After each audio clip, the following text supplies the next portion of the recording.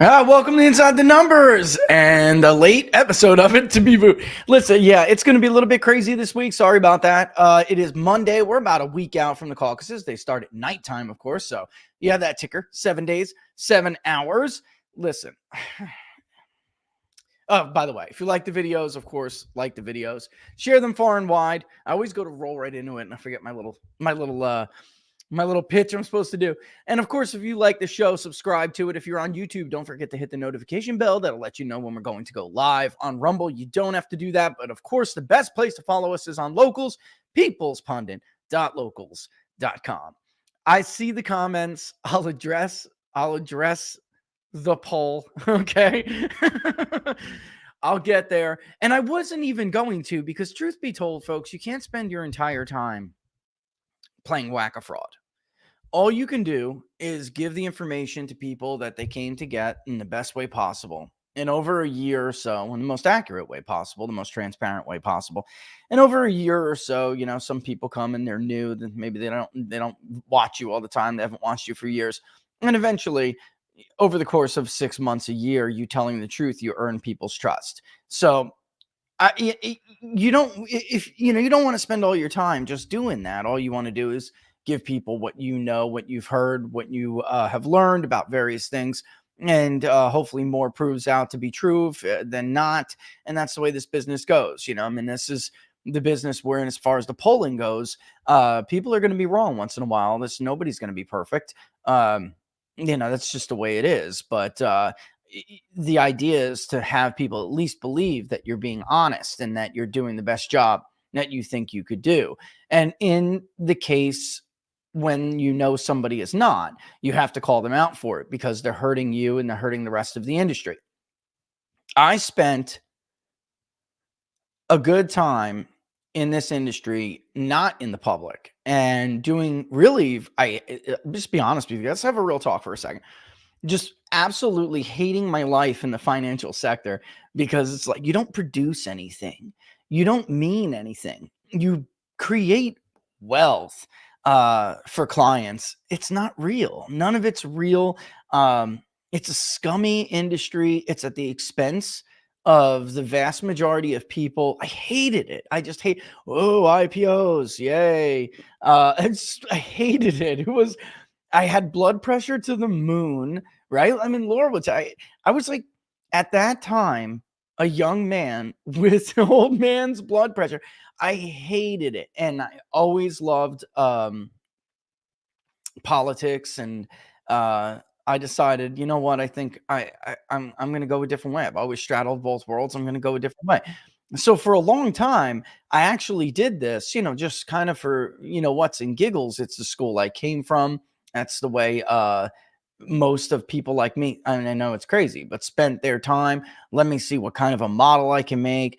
And I came into this industry like a bull in a china shop, because there was something very, very wrong with it. And the very first time I ever went public to do a project was to prove that they were wrong about something. So don't tell me about challenging the establishment. I am the pollster who challenges the establishment. And I've had every label in the world thrown at me because that establishment hates my guts, hated and continues to hate my guts. My model, the very first year it came out, absolutely stumped the competition, especially the up-and-coming competition. Then being put on the shoulders of Barack Obama and David Plouffe, and it was extremely embarrassing to them. So they came at me with everything. Come 2016, I'm beyond the point that your models suck. Your models suck because shit in, shit out. And if your data that you're putting into your model is unreliable, your model will not be good. So then I went after the polling. All right. So again, I'm telling you all this because, it takes a lot for me to call somebody a fraud. It takes a lot for me to call somebody a fake. All right. I do it because I feel like it's so egregious, and you're misrepresenting yourself. You're misrepresenting the industry, and you're leading people astray. And it's sad. So I will address it. We'll get to it. I just don't want to spend all of my time in the world playing whack-a-fraud, because unfortunately in this business, that's from MAGA. And I'll be honest, there's a lot more con men on the right than there is on the left. And I'm sorry to say that if you're on the right, but it's true. And there's a reason for it. The left is a collective of largely true believers. Are they liars? I mean, are their politicians liars? The people they're pushing liars? Yes, of course. I mean, that's politics. But I'm talking about the influencer crowd, the data analyst people, the pundit class. There is, and definitely the consulting class. The left follows the data. And I have long been criticized by people on the right for working with people on the left, vendors on law. All of my vendors and partners are left wing, except for one, I think. But, we don't talk about that stuff, but it's just understood that we know who's who and who works with who, and they're all left wing. And I've been criticized for that, but I do it for that very reason. The right is way behind, and it's sad. And this is a perfect example of it. All right, but we're in the silly season, and a certain amount of this is just silly season stuff. This year, however, we have seen a ridiculous level of silly. It's a whole new level. All right. Of course, we're now a week out. No candidate, let me start with this. No candidate can admit that they are considering dropping out if they don't win a contest. I had put something on Locals. I know my Locals community saw it. I went to Real Clear Politics and I saw a column op-ed as well on the Hill. So I'm not alone here. And by the way, I wasn't alone. What now? A year ago or so, it is January. It was about this time last year when I came out and said that I know Ron DeSantis is meeting with McCarthy and Paul Ryan's crew, donor crew, and the Jeff Rowe class, and the Ed Rollins, and all those donors, all those people. And he's going to run for president against Donald Trump. I was called a liar. He had all of his local media outlets put my tweet in their little articles and dismiss it and mock it. And of course, it was all very true. So there's certain things a candidate can't do and admit to when it's a damaging story. For it like that, he did not want the blowback from Donald Trump. So at least not yet. So he denied it until it was very obvious and everyone knew it. And I think it was even more than a year ago at this point that happened. But, feel free to check me on that. All right. So now here we are. And there's this story, circa rumors, they're calling it. And the denial has something in common with what we saw back then. And I think this it's becoming characteristic of Ron DeSantis' campaign, himself and his campaign, and it's telltale. All right, so I don't know who the source is in the Hill article. I could my Locals community, you don't know the person, but where I got that information from. The denial comes out and says that there are rumors being spread by people who want to see him fail or depress his turnout. You could just deny it and move on. The same thing last year when he denied that he was going to run for president. But DeSantis does something that is telltale of a politician in a denial line. All right. He not only refutes the claim itself, he goes on to create another element of the story, which wasn't really attached to the initial claims, right? And then denies that as well. It's, so we were talking about this on book club yesterday at Locals. It's misdirection. It's distraction. It's an attempt to try to misdirect. I mean, you guys know what I'm talking about. Back then it was, that's not true. I never met with McCarthy and Ryan in some dark room somewhere, right? To plot this conspiracy to run against Donald Trump. But of course, that was not my allegation. The allegation was that he and his people were meeting with donors. And I'm just going to blow this up now because it doesn't matter. Bro, until the hurricane came, I knew where you were going in Texas. I knew who you were meeting with in Texas. They were going to record you at that conversation, that meeting in Texas. And I was going to put it up on Twitter for everybody to see, to catch you in a lie. Then the hurricane came and you canceled that trip to Texas. You know what trip I'm talking about. So stop bullshitting. All right.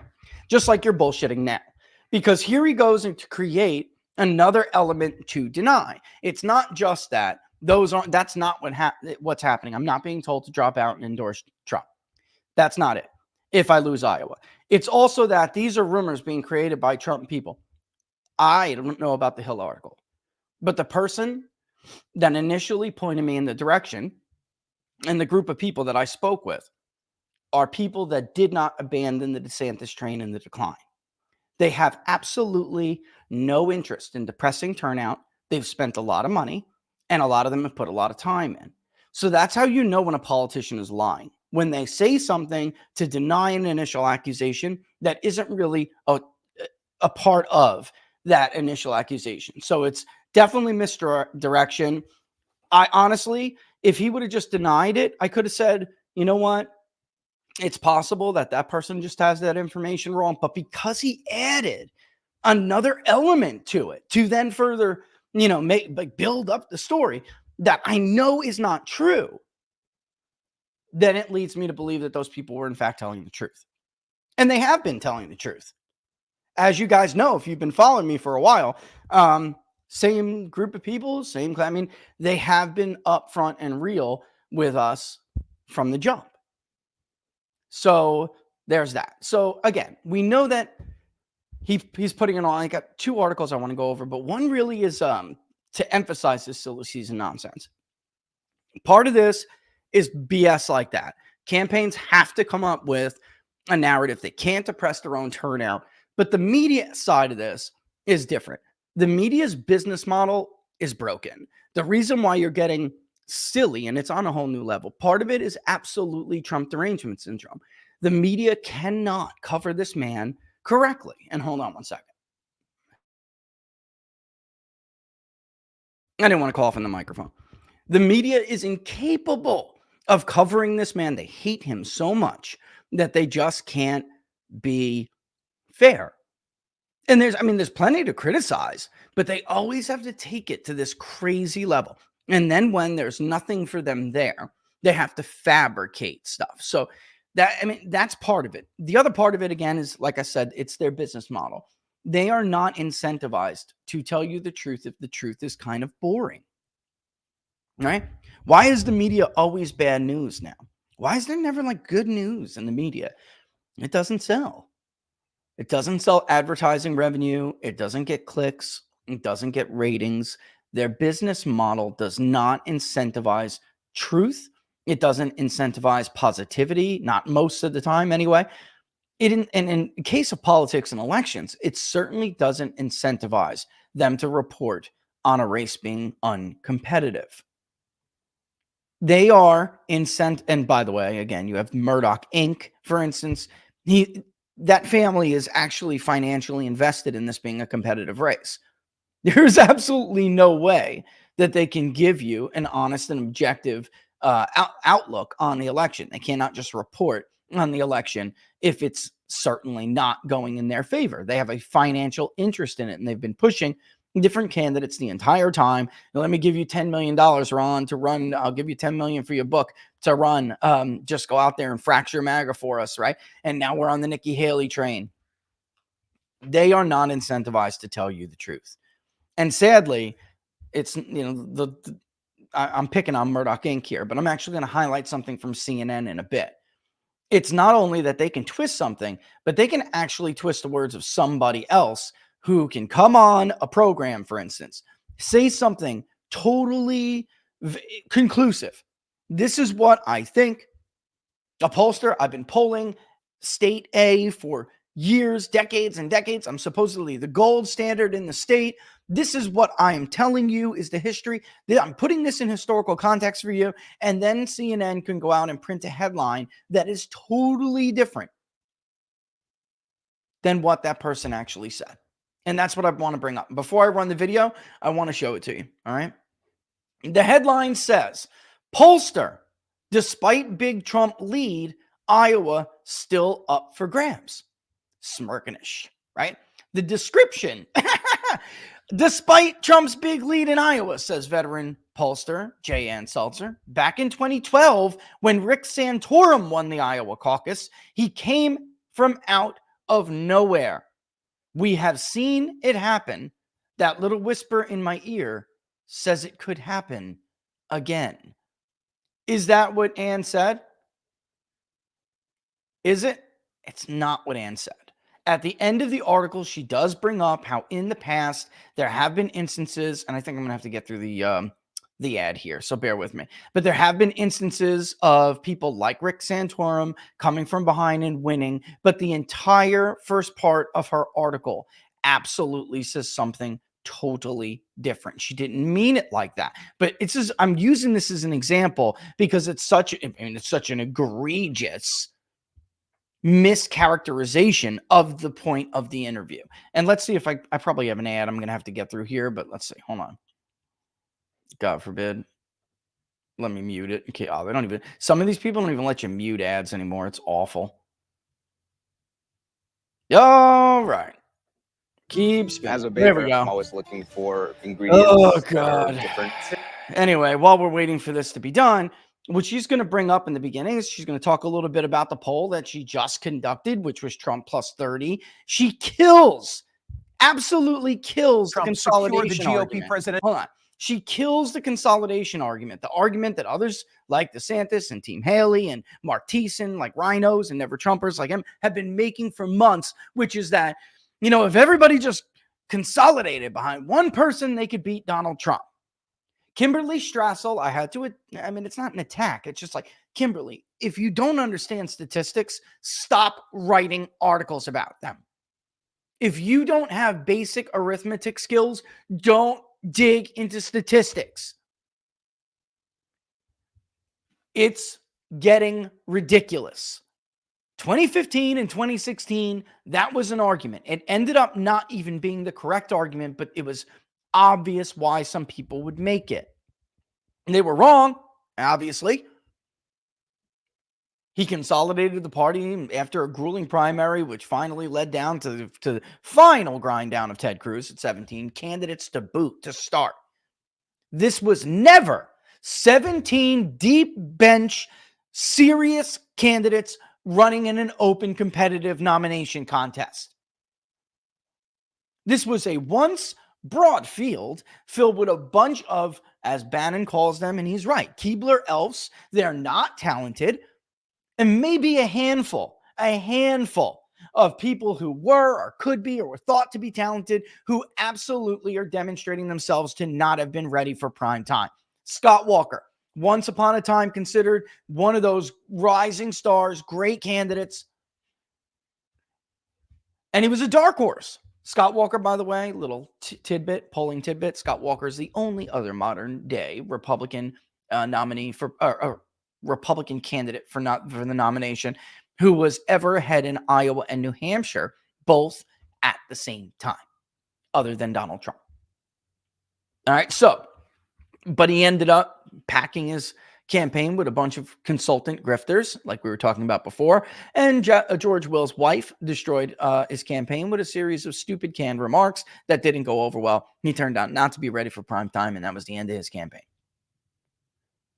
They kept filing in behind people. Marco Rubio did better in Iowa. Let's get behind him. He loses. He loses his own home state. He gets crushed in South Carolina, heading up to his own state. One thing after the other. Jeb Bush, I'm making my stand in South Carolina. It was one thing after the other, and they all went down. But several of them were talented. This time around, that's not really the case. Nikki Haley has had a free pass until now. Now that she's getting hammered, she is falling on her face every single day. And that new ad about immigration, by the way, that they're going to run in New Hampshire is going to destroy Nikki Haley. That's going to hurt. That will blunt her momentum. I don't know if you guys have seen it, but I think it's Trump's PAC. There's a new ad. She made the same remark that killed Jeb Bush before New Hampshire and before South Carolina. You don't have a heart. They're not illegals. They're not criminals. That destroyed Jeb Bush. Destroyed him. And Nikki Haley stepped in the same pile of, you know what, last week. The slavery comment. People like, it's a Republican primary. No, maybe Republicans won't care about that. But the independents and Democrats that she wants to vote in the New Hampshire primary will. And by the way, I've been thinking about whether or not to go over the story of Boeing in greater detail. I don't know why. The Trump campaign and the DeSantis campaigns, especially Trump, since he has such a more powerful message that he can combat it. I don't know why they've left her alone on Boeing. Maybe it's a part of the Republican Party, and this doesn't apply to Trump. DeSantis' people, I can understand. Like, part of DeSantis' donor class would never have wanted him to go after her on this stuff because it deals with deregulation, right?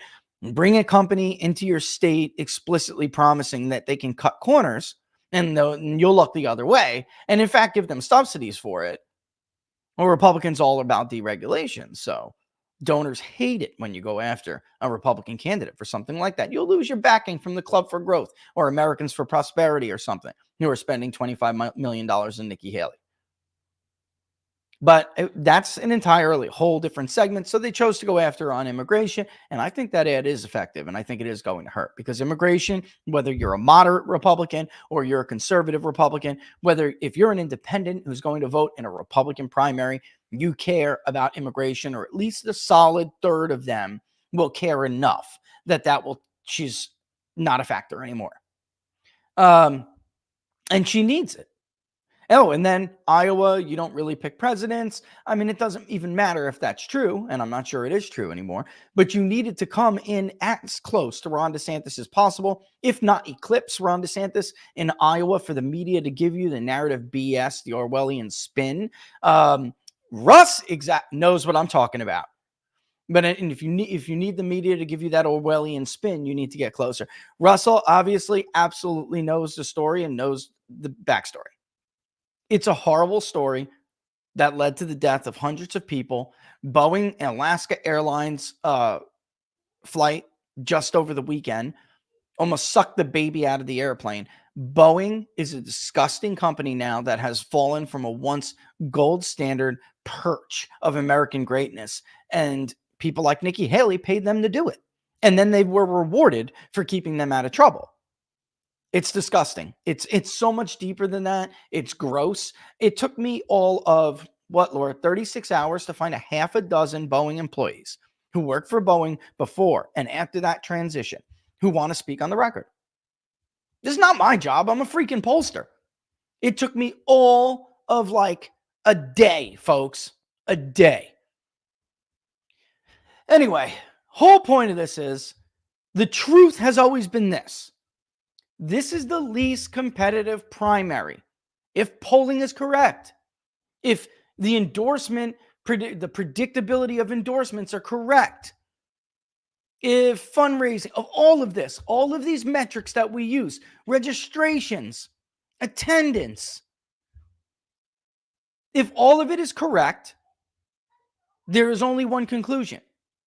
This is the least competitive primary in modern history.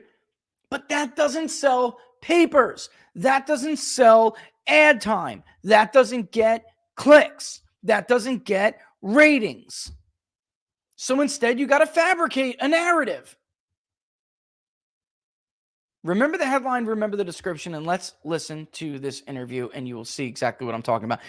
Jan Seltzer, of course, is the founder and the director, I believe is her post over there, of Seltzer and Company, which is the poster for the very long, what do you call it? They've been around forever. They're a permanent fixture in the Des Moines Register poll. Presidential nomination sooner than expected. The Iowa caucus is only 9 days away, but rather than trade jabs with his opponents on stage during the next GOP debate hosted by CNN, the former president and current frontrunner will participate in a counter-programming event in Des Moines. Who could blame him given the situation? The latest poll out of the Des Moines Register, which was conducted by my next guest, shows Trump holding an overwhelming lead over Nikki Haley and Ron DeSantis with 51% of the vote among likely Republican Iowa caucus goers. And despite winning a key endorsement from popular Iowa Governor Kim Reynolds, DeSantis still sits in second position at 19%. That same poll also finds 73% of likely Republican caucus goers believe that Trump can beat Biden regardless of his legal challenges, which is up from 65% back in October. On Thursday, Governor DeSantis was quick to dismiss his poor polling numbers in the Hawkeye state. Those polls have never predicted the caucus because it's hard to determine who is actually going to show up. And so that's why I don't think we put any stock in that. The people that just swoop in and do a rally.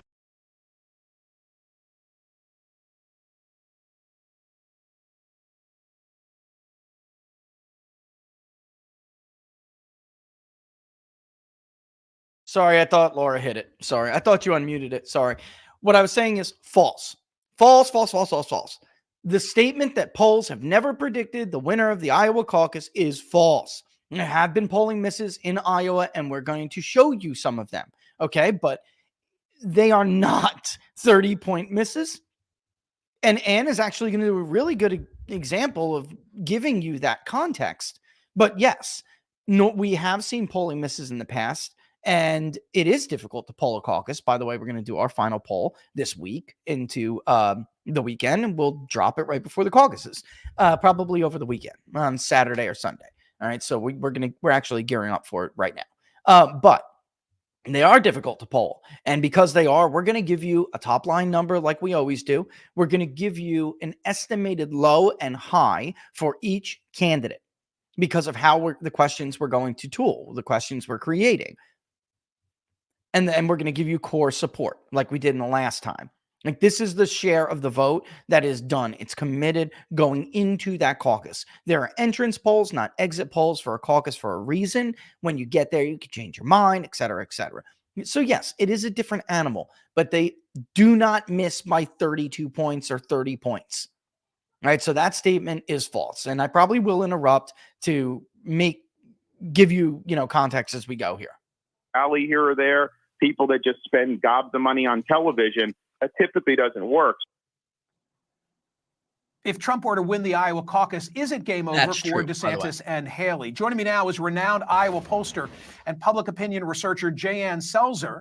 Her polling company was given an A+ rating by 538 for its accuracy and methodology. The site has also been called the best pollster in politics. And thank you so much for being here.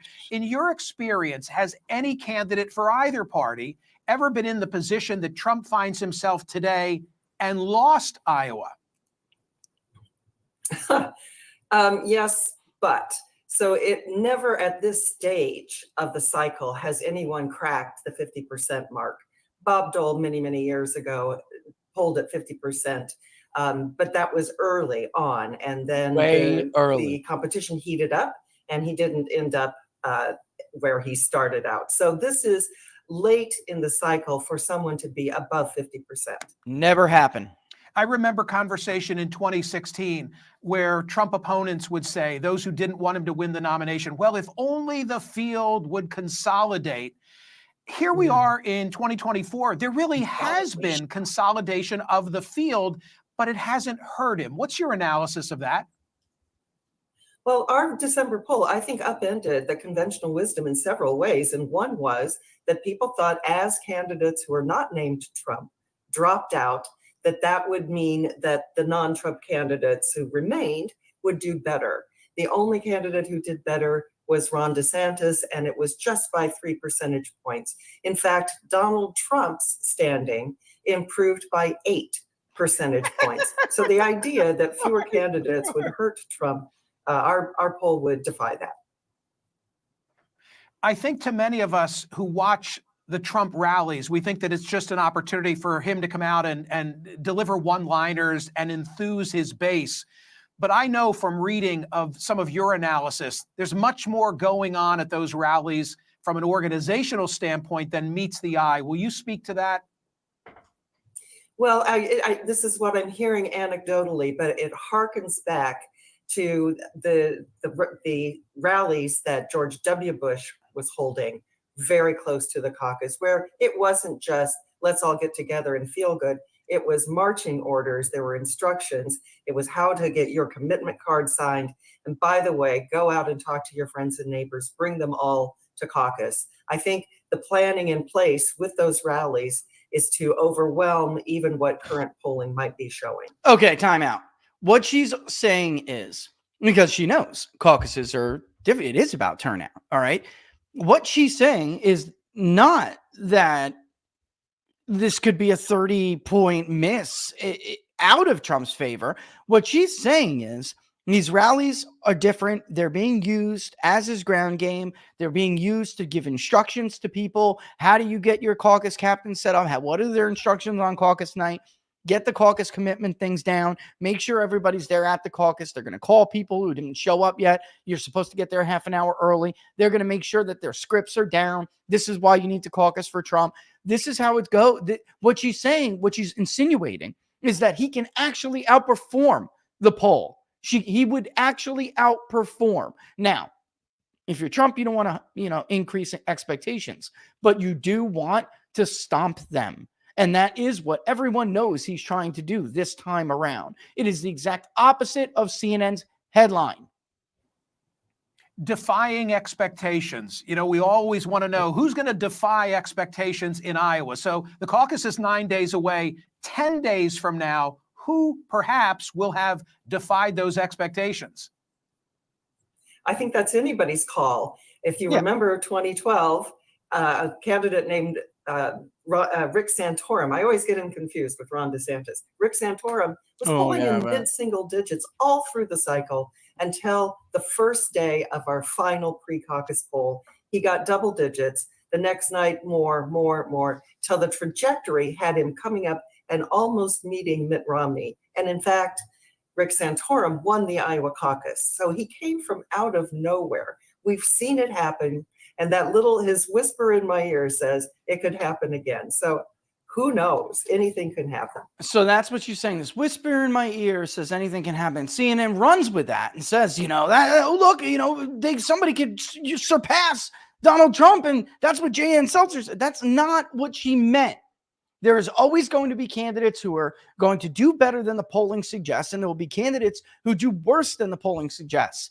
Because he does have a ground game, I'm actually still open to the fact that DeSantis could do, it's obviously possible, better than his polls suggest. But at this point, something Ron DeSantis said in the interview was right.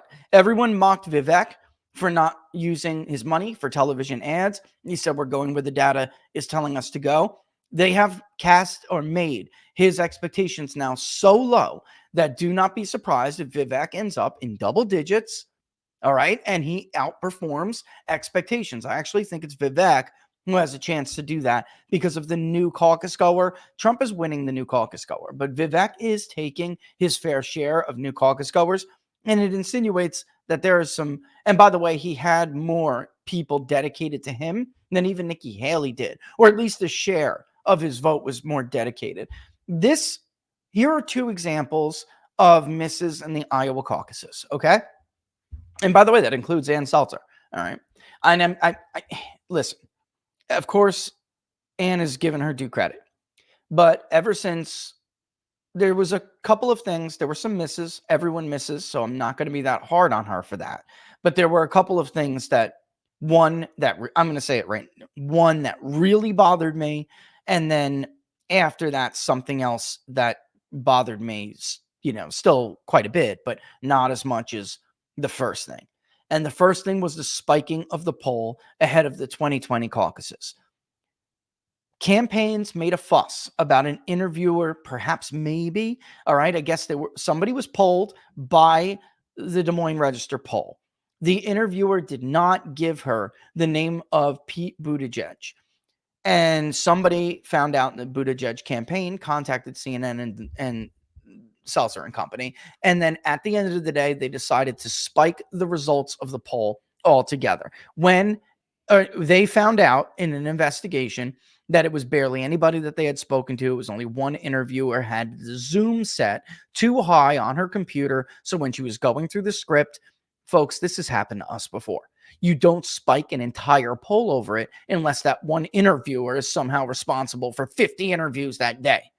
That's not how this goes. Even Patrick Murray agreed with me at Monmouth University, as did a ton of others from both the right side of the spectrum, the left side, the independent side. What happened behind the scenes is that the Buttigieg campaign got with the Biden campaign, who found out that Biden was in fourth place in that poll. And together, they put pressure on CNN, who then put pressure on Ann, and she spiked the poll. She agreed to spike it. If it was me, and frankly, other pollsters that I just spoke about, there is no way that I would have let the Epoch Times or created CD Media pressure me into spiking that poll, because it was a political reason, not a methodological reason. And every pollster, I mean, again, I'm not sure there was another pollster who disagreed with the slew of us who came out and was asked to opine on. That was spiked for political reasons. And anytime a pollster does something like that, you're going to lose a good deal of my trust, and you're probably never going to get it back. Then came the general election.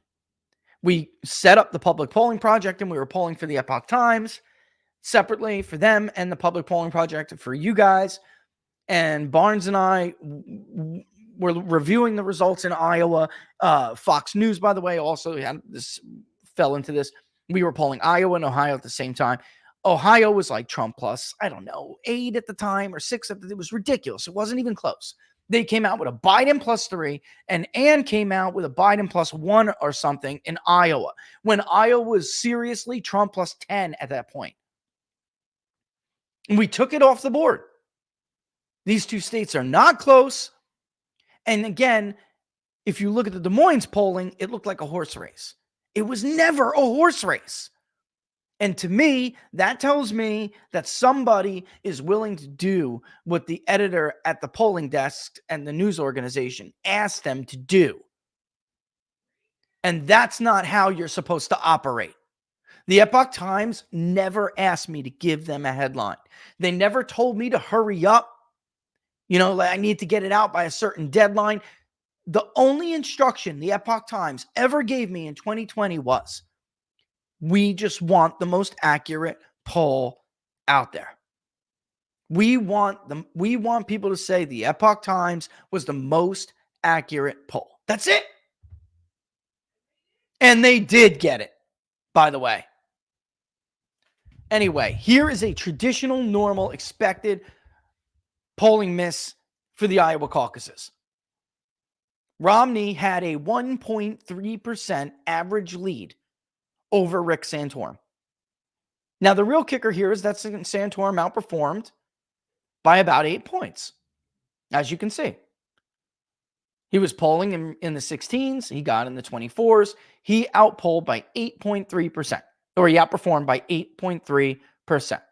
Mitt Romney, actually himself, polled a little bit less than his overall support. It's just that he didn't get any really undecideds. And by the way, while it's true that Rick Santorum did win the caucuses because of rules and it's just weird, convoluted stuff not to get into, Ron Paul actually walked out of Iowa with more delegates. He did. But nobody cares about the technical stuff.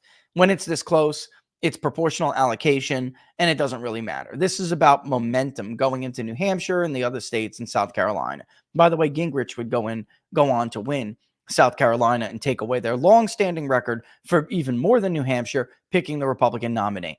But again, folks, the polling miss overall was 1.4%. The leaderboard was all kind of shuffled together within 10 points, but within 6 to 10 points, and that's about it. But the polling got largely everybody except for Santorum within their sampling error. Ron Paul got exactly almost the share of the vote that the Real Clear Politics average had him at. Rick Santorum got 8.3% more. That's a normal polling miss, especially when all these guys are largely clustered together. You could argue that Mitt Romney was ahead, but he really wasn't. Romney +1, Paul +1, Romney +2, Romney +1, Romney +2, Romney +3. For a caucus and a poll that has a 4.5% likely sampling error, that's not a bad miss. But yet, this is repeatedly cited. You just heard her cited, or CNN cited. Well, it was her. She brought it up. You just heard her. This is not a comparable situation, ladies and gentlemen. By the way, the Democratic miss in 2020 was kind of bad as well. And again, over in 2016, everyone said, well, Cruz did this. Cruz did that. He beat Trump and Trump was ahead. Yes, Trump was ahead by 4.7%. Again, within most of the sampling errors for the caucus polls. And everybody was largely clumped very closely together at that top 3 of the leaderboard area. The last few polls, there was one poll that was conducted. Quinnipiac had Trump up by 7. PPP, which is not even a credible firm, by the way, had Trump up by 8. NBC News, The Wall Street Journal, and Marist blows, by the way, they had Trump up by 7. And, you know, at the end, well, they do. You know, it doesn't matter which way they miss bad all the time. But for the most part, Trump's lead at the end of it was within a point or two. The Des Moines Register poll did, in fact, polling for Bloomberg at the time, have Trump up by 5. Here's the kicker. Again, Cruz was at 23, Trump at 28. They're within that sampling error away from each other. Rubio did significantly better than the Des Moines poll had him at. All right, but again, significantly meaning about 8 points. So you don't have somebody doing terribly worse than expected. You know, Trump did get 24.3. And by the way, Trump had no organization. So here he is getting 28% of the vote in the Real Clear Politics average. He did about 4 points worse. That's it. With, by the way, no organization. Trump's caucus team wasn't like just a bunch of people who took it upon themselves. I saw it. I know. One kid, get up there. You got a couple of minutes. Make your pitch, kid. And he actually did the best he could possibly do. But he did not have the organization the way others had organization. With no organization and Cruz's team pulling a dirty trick on Ben Carson, which took some support away from Ben Carson. It did. It happened. Before Karl Rove turned into a Trump deranged hack, or he was always a hack, but a Trump deranged hack, he went on Fox News, explained the math in great detail, which I'm fairly certain he copied and pasted from People's Pundit Daily, and argued what everybody knew at the time, which was that Ted Cruz stole the Iowa caucuses with that dirty trick. So again, though, we're just talking about a few points. It is not comparable to the current lead that Donald Trump has over everybody, which is, of course, insane. Look at the lead. Just look at it on a bar chart for visualization purposes. You would need Ron DeSantis to outperform by more than double and Donald Trump to underperform by 50%. Ladies and gentlemen, I'll tell you right now, and by the way, this time Donald Trump has an organization. This time, Donald Trump has faith leaders and caucus captains in every single county, in every precinct almost. This is crazy. Delusion at best. Delusion at best. Now, it's an expectation game, like I said. And they're playing this because it is the silly season and they're going to play these games. And that's why Trump is doing what he's doing, and because he's trying to put the nail in it.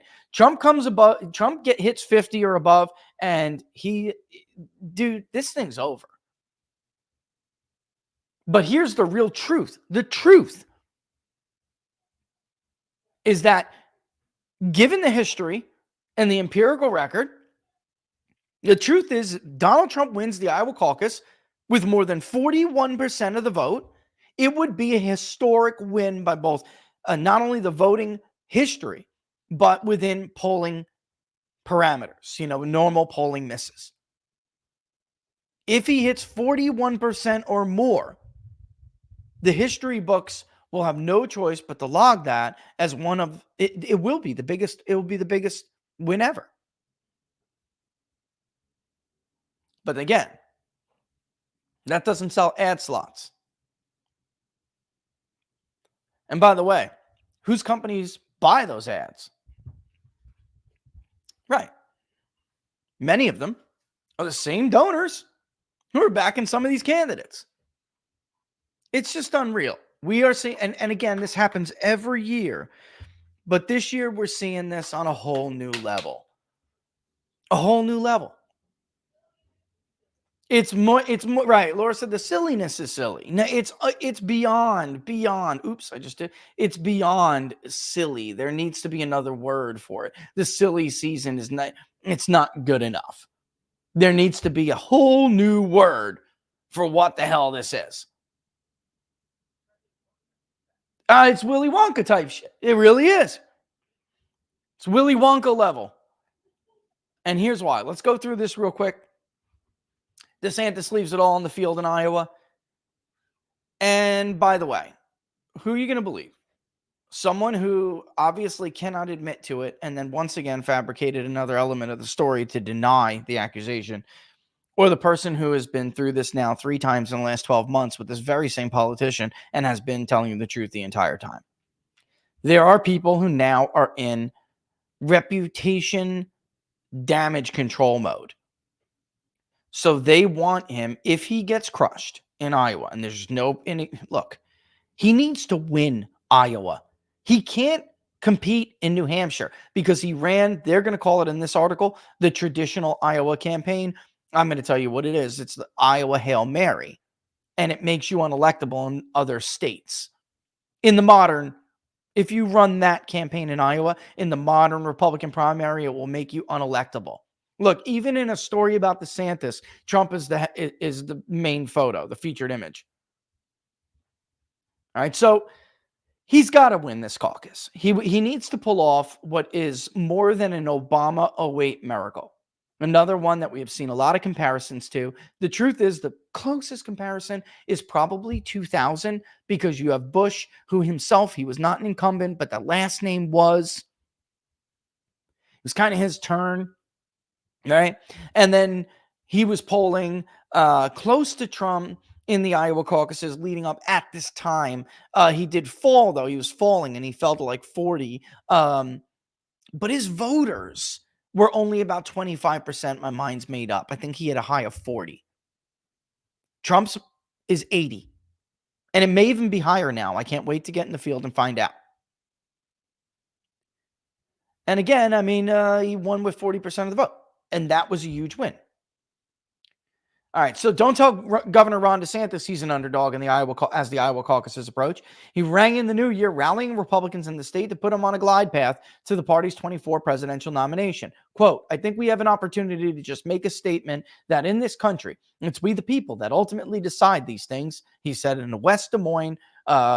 He said in West Des Moines on New Year's Eve. Because I think you have a lot of media, they don't think you even matter. I don't know what the hell that means. I read that 8 times in prep for the show, and I didn't understand what he was saying.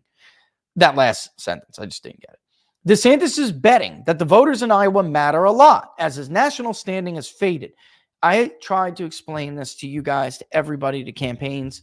Yes, national polls do not, they do not give you the total picture with the early states. However, have you ever seen a nominee who was behind 50 points in the national poll?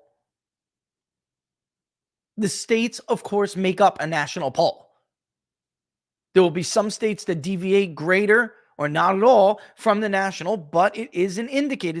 It is a leading indicator of how some states are moving. Actually, I think in this modern era, in some cases, it could be a lagging indicator. And I think we saw that very clearly in the last 6 years. I could give a ton of examples. But Nikki Haley was starting to do better nationally than she was in the swing state polling or the early contests. Not swing states, early contests. Anyway, so it does matter. The national polling does matter. To dismiss it outright is ludicrous. Anyway, as his standing has faded nationally, increasingly counted on Iowa to rejuvenate his presidential prospects when caucus goers convene on January 15th. Former President Donald Trump ended 2023 at 63% nationally, according to the Economist YouGov, and an eye-popping 66% in the Morning Consult. DeSantis' numbers were 14% and 11% respectively. In the latter poll, DeSantis tied former U.S. Ambassador to the UN, Nikki Haley, for a distant second. Yeah, the Decision Desk average has been leading there on this, and that's because of our contribution to it. Just outwardly going to say that. 2 weeks later, 2 weeks and 7 polls later, everyone caught up to Big Data Poll. Clockwise, from top, DeSantis speaks, and well, I don't have to get into that. The Real Clear Politics average now has Trump at 62.7% nationally, with DeSantis at 10.9%, a tick behind Haley. The former president now has a commanding 51.7-point lead as actual voting gets closer. But as DeSantis is the first to remind us, no actual voting has happened as of this writing. There is also no national primary. Again, we're not going to address the same thing over again. Though those numbers could be a warning sign to the rest of the Republican field about what awaits them when the race turns to multiple states and media markets simultaneously on Super Tuesday. Folks, Donald Trump has between 30 and 55-point leads in the Super Tuesday states. He leads in every single state. For now, however, the GOP field can focus on one state at a time. There are the candidates can compete with Trump on something like even terms and may alter the dynamic that presently has him looking like a shoo-in to win the nomination for a third straight election. In Iowa, DeSantis is running, and they call it a traditional campaign. Visited all 99 counties. He's got the endorsement of Reynolds, by the way, who is not popular. All right, she's not. Everyone keeps saying it's another silly season nonsense. Reynolds became popular because of Donald Trump. Can we cut the shit? The minute she began a campaign with his competitor, she collapsed. I have said this over and over again. I'm going to say it again. You are not your own man or woman if you needed someone else to make you the person you are. Does that make sense to everybody?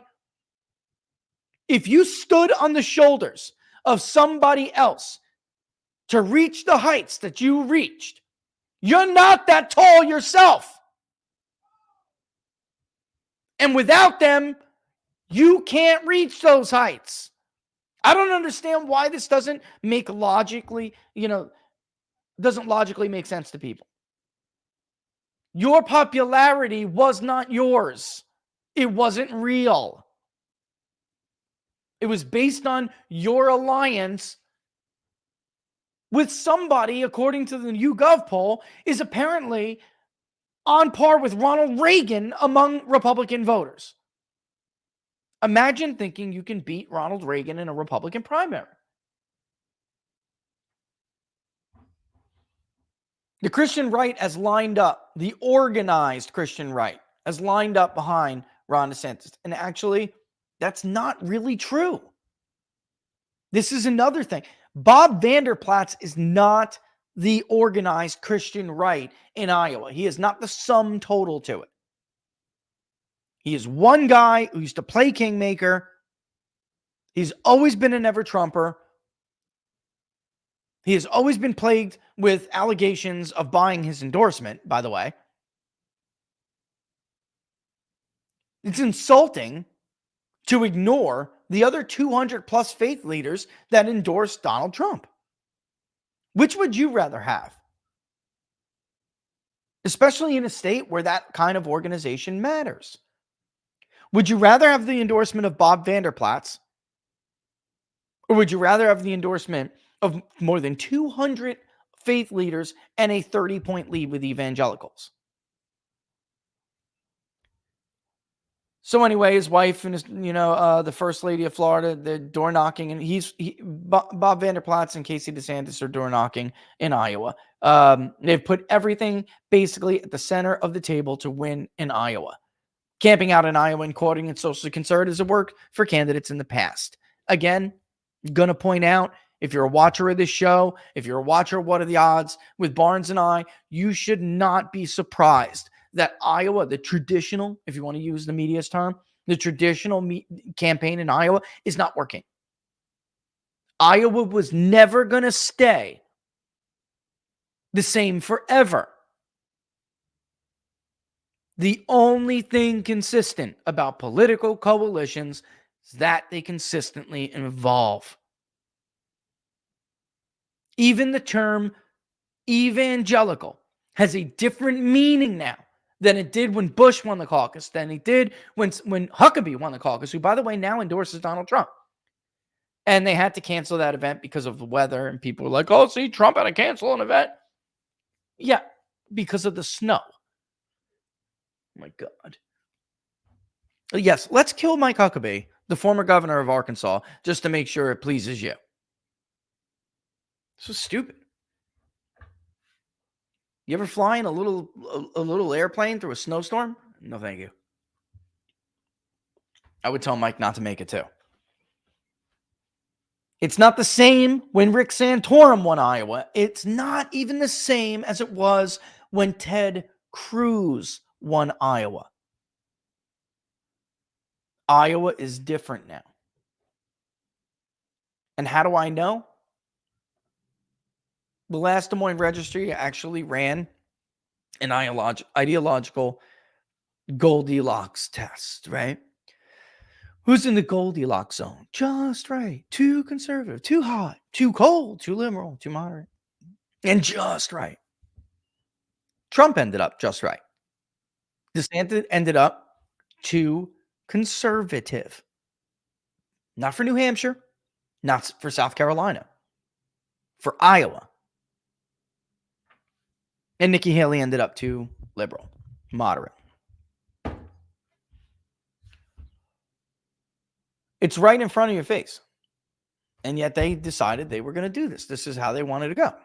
This is the place they wanted. This is the path they wanted to walk. All right. So anyway, I mean, you gotta keep all that in mind as we go. It's 1:03 already. My God, man. All right. And Laura wanted me to get something in there. Other than Trump, she wants me to spend some time about Haley's gaffes.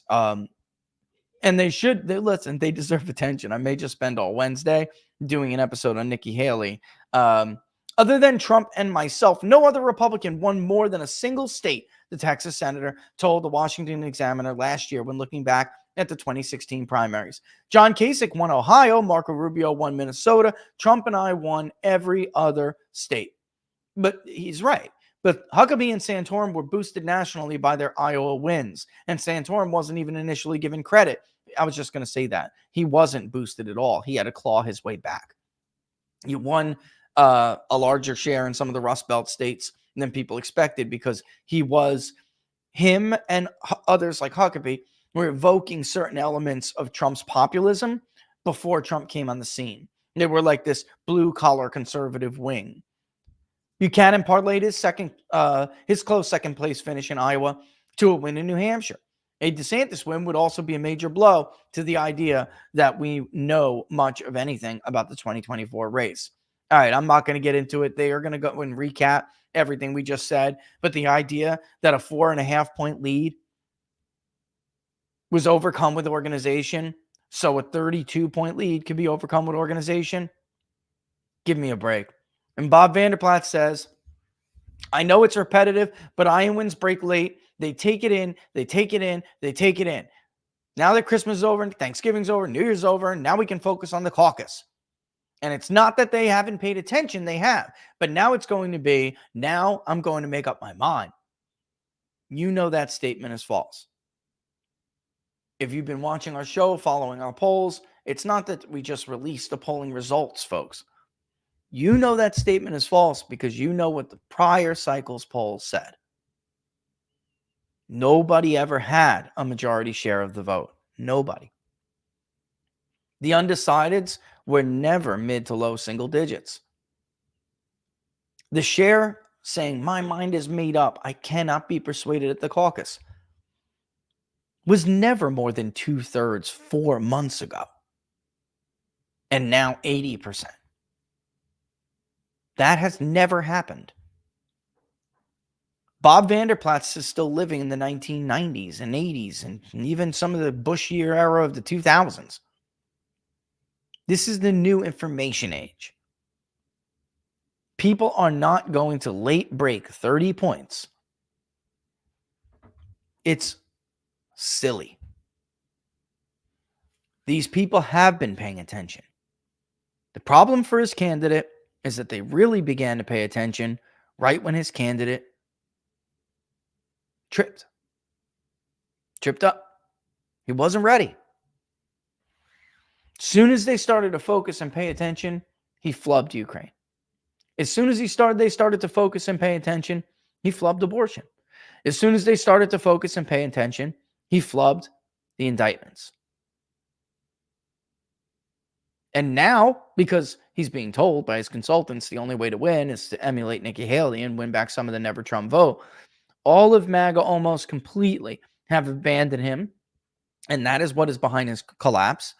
It's people who are MAGA who thought, I like Trump, I love Trump, but I think Ron DeSantis would be a better fit for various reasons. The electability argument collapsed. But then Ron DeSantis showed his colors. He showed his colors. January 6 people, they're not patriots who were just protesting an election. I mean, it goes on and on. You look, do I have to bring up Mike Cernovich's tweet? This guy supported DeSantis vigorously last year. Laura, you got to pop in. People can't hear you. It's explicit. I can't even read Cernovich's tweet. After he saw what Ron DeSantis had to say about the January 6th protesters and about after Biden just bragged about locking these people up for half their lives. He just bragged about how many he's locked up. DeSantis goes out there and says something that would come out of Liz Cheney's mouth.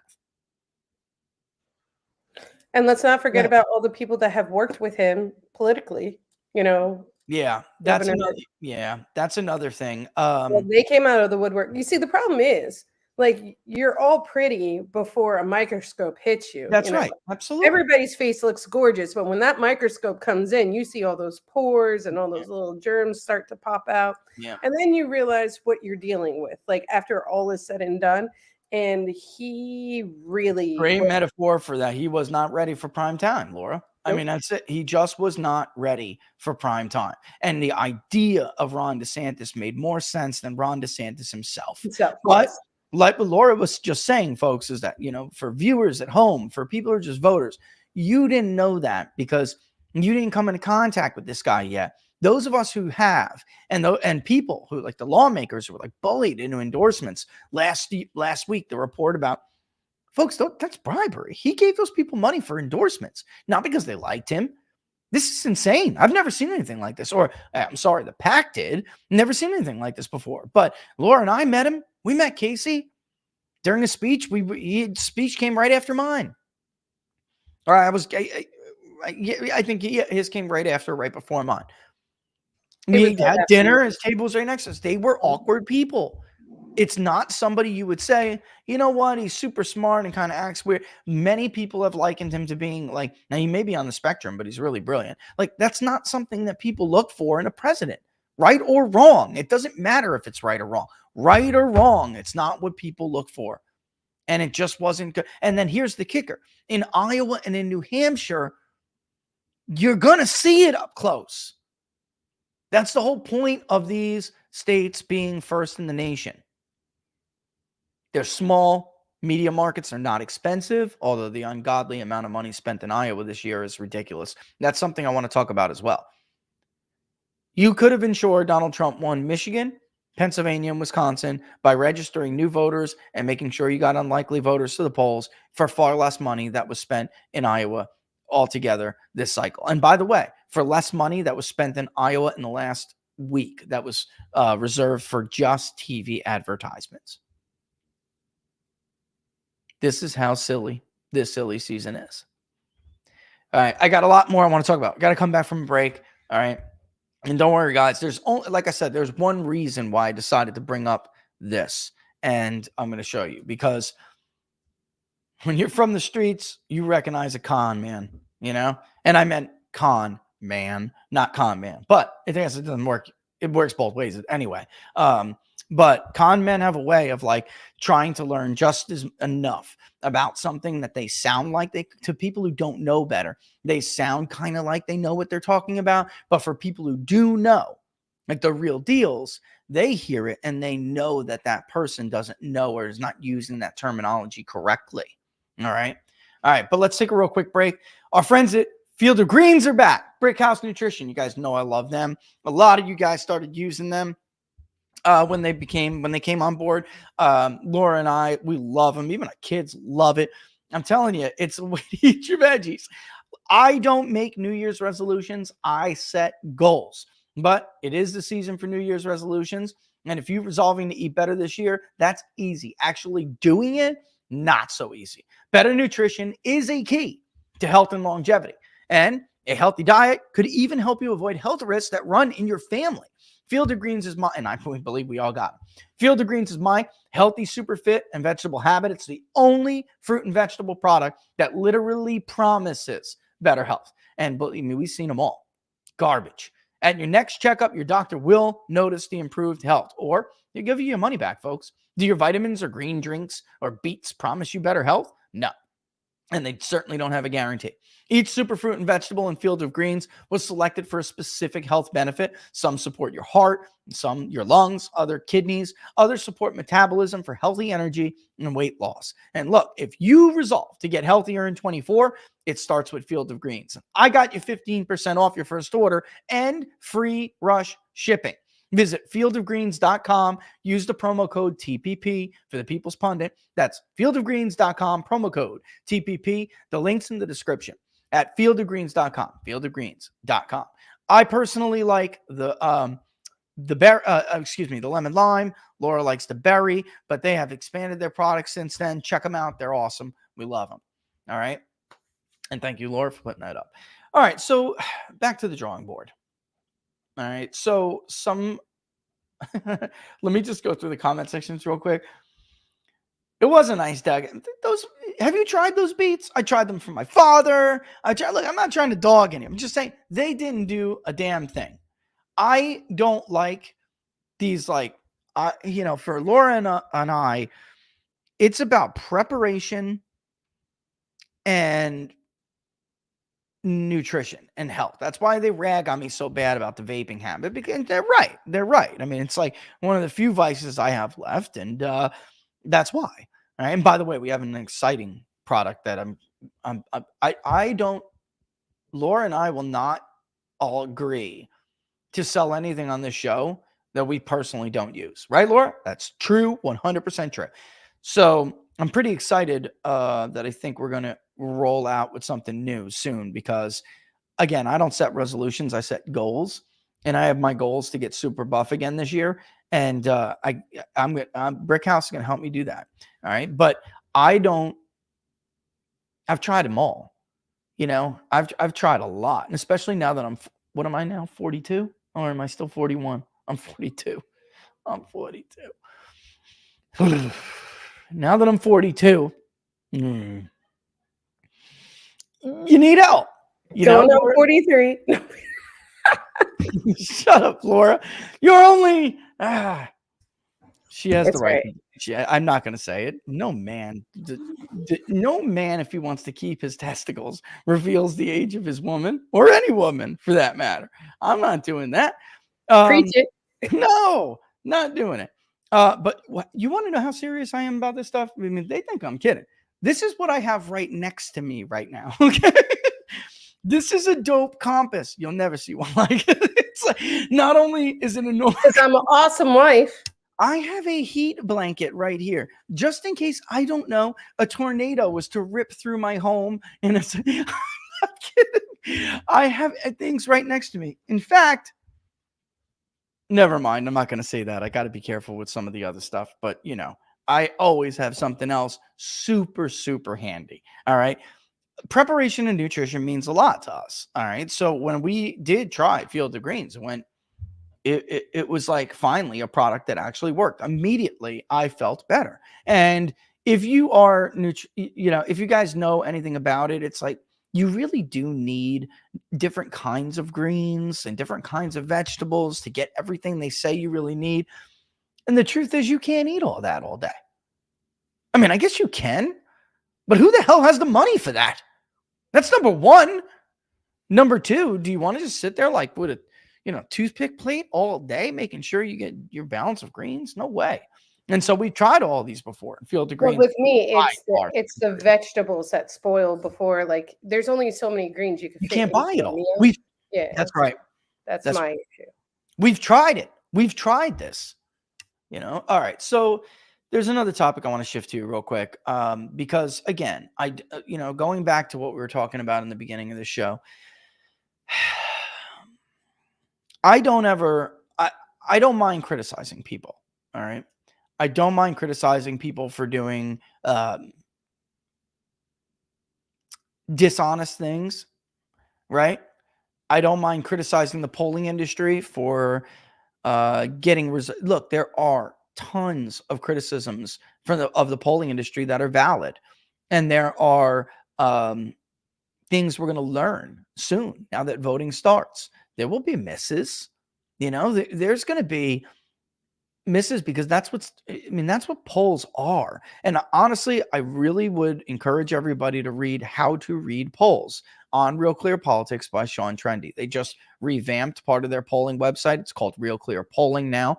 And where it says read more at the top of the page, that is his article. And because I think that people got this wrong, and I got luck, I don't know, it's not luck, but I did well in 2016, 18, 20, and 2. We had a good national ballot, but I was upset with some of the other states, even though we didn't have finals on them.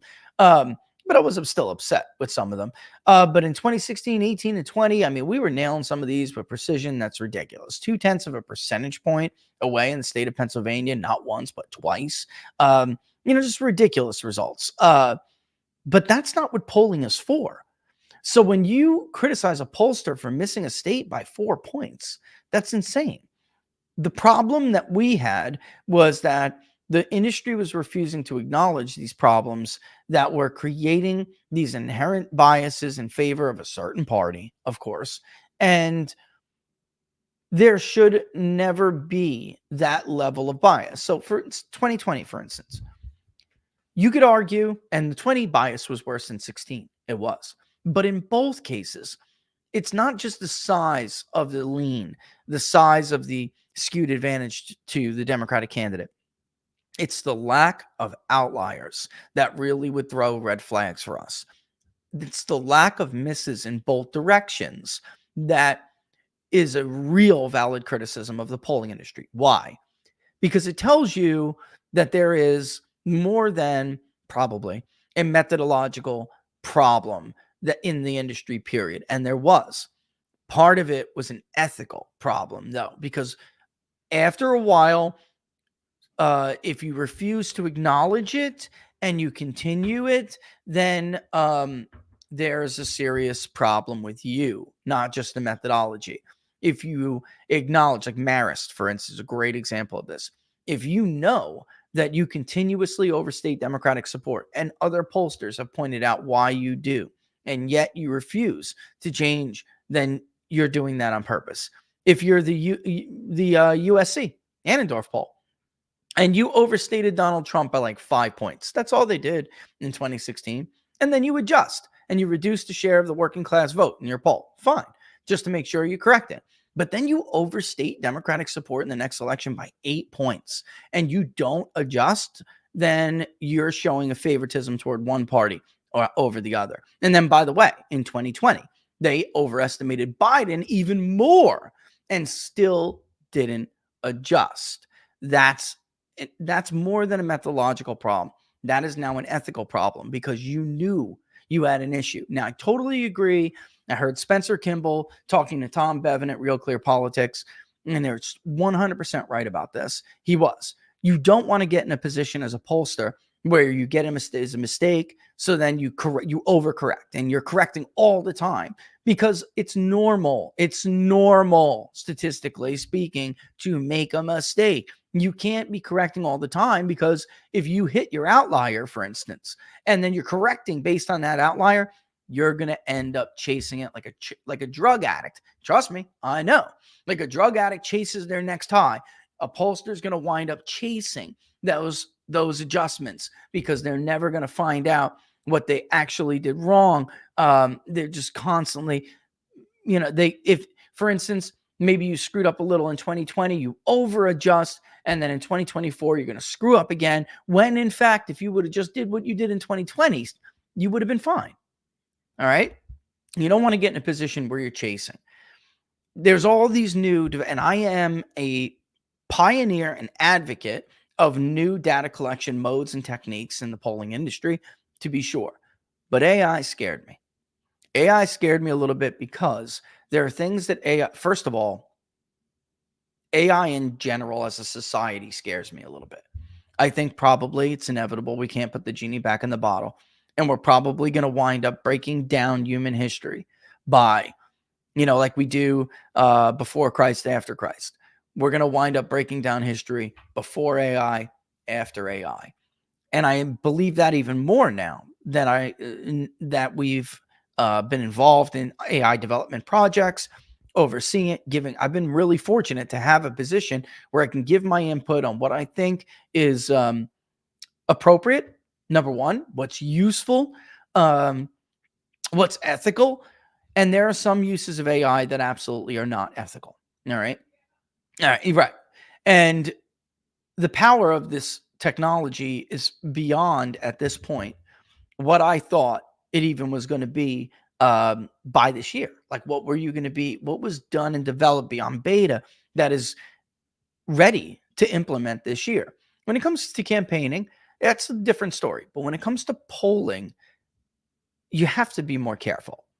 There's, beyond campaigning and just trying to win an election, there is an element of public trust, and there's a role that public polling plays that places a bigger burden on you when you're using AI for the purpose of polling. Okay.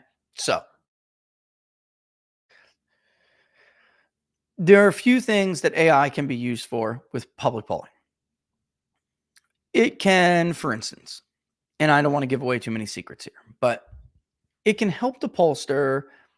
And I'm getting a lot of calls, for instance, Tom Bevan just tweeted about, speaking of Tom, we're getting a lot of calls from people telling us that Nikki Haley refuses to abide by opt-outs. So when you get a text, it'll say, opt out to stop, press 2 to stop, by 10 DLC regulations. And this is the last attempt before the government comes in and regulates, which is going to make it, it's going to screw up the whole industry.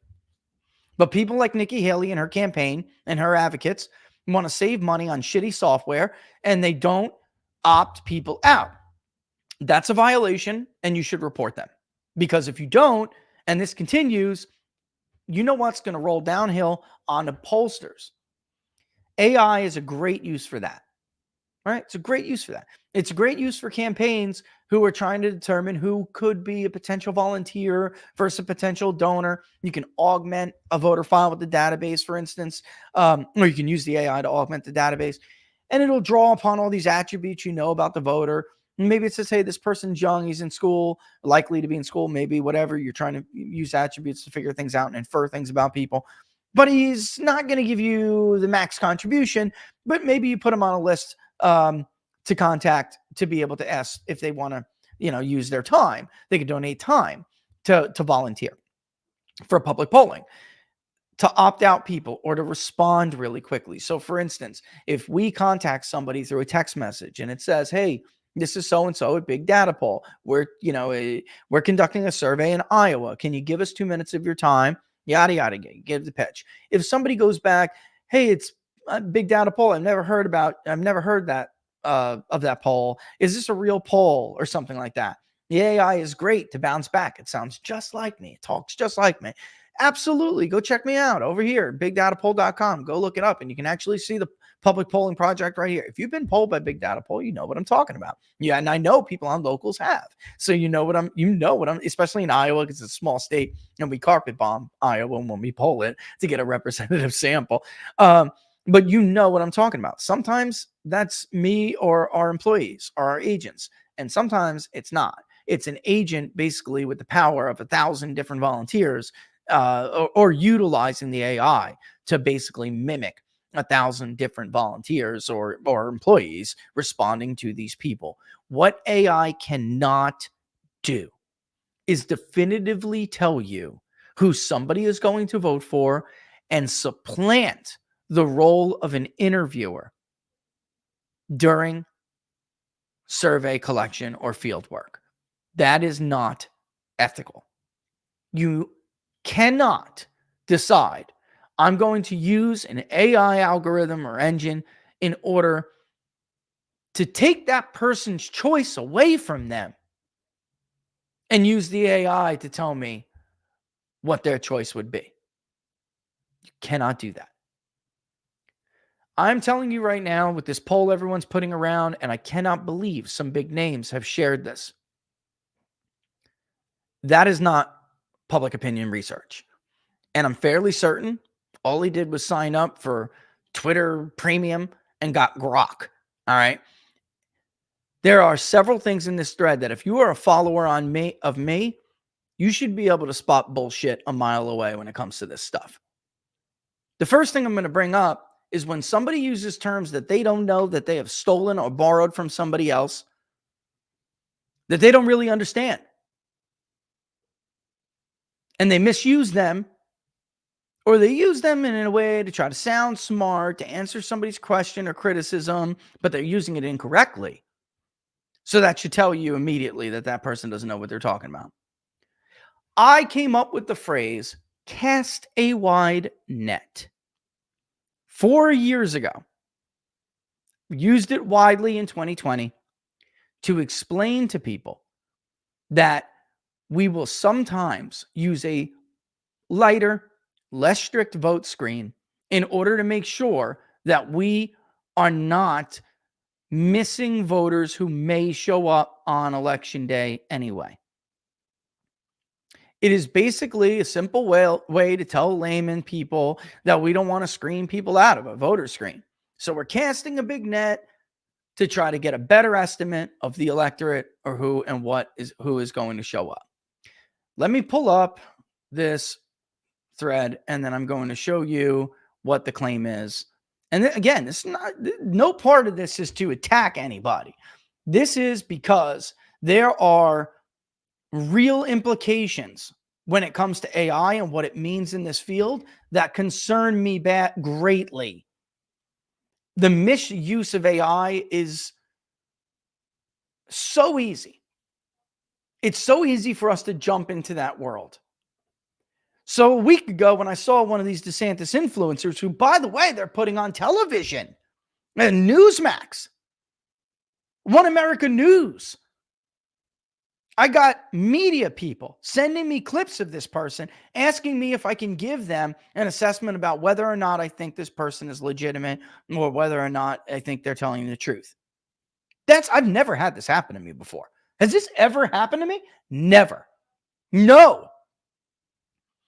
And that's when I first realized the thread that said, pollsters beware, we're making an AI that's going to take your place and we're putting you on blast or putting you on. And I'm like, oh my God.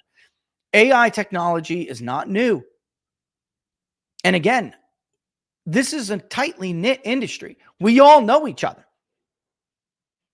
We all know the vendors that have developed AI. We know people who use it for what purpose. I was there from the very beginning. I don't know this person.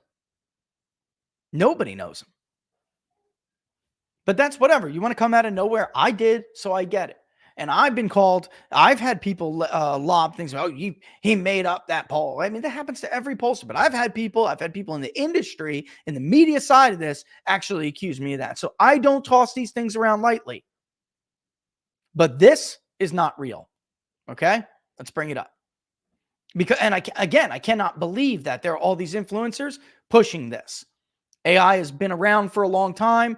It can and is used in appropriate ways for polling, for public opinion polling. This is not one of them. So here we go. Poll alert.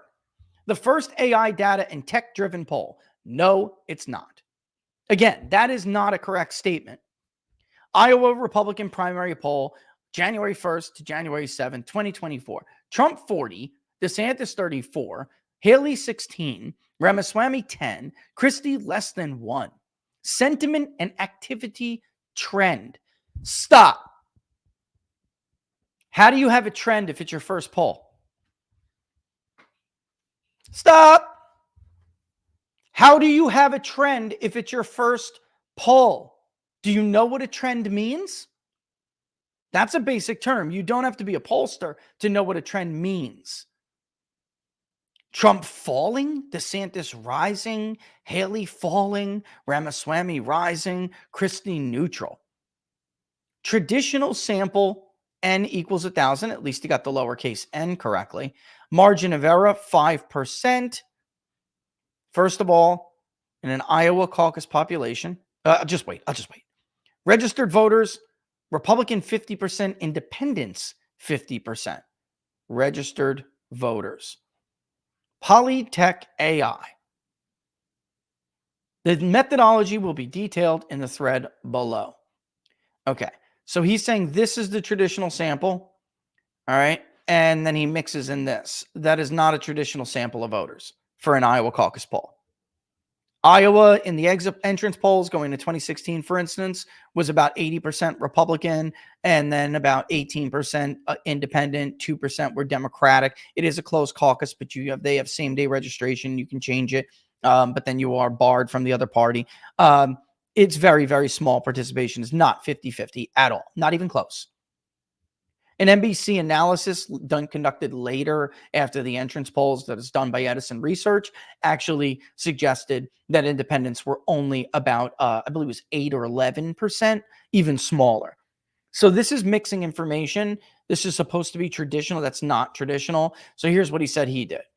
Methodology 10,000, demographic 50-50.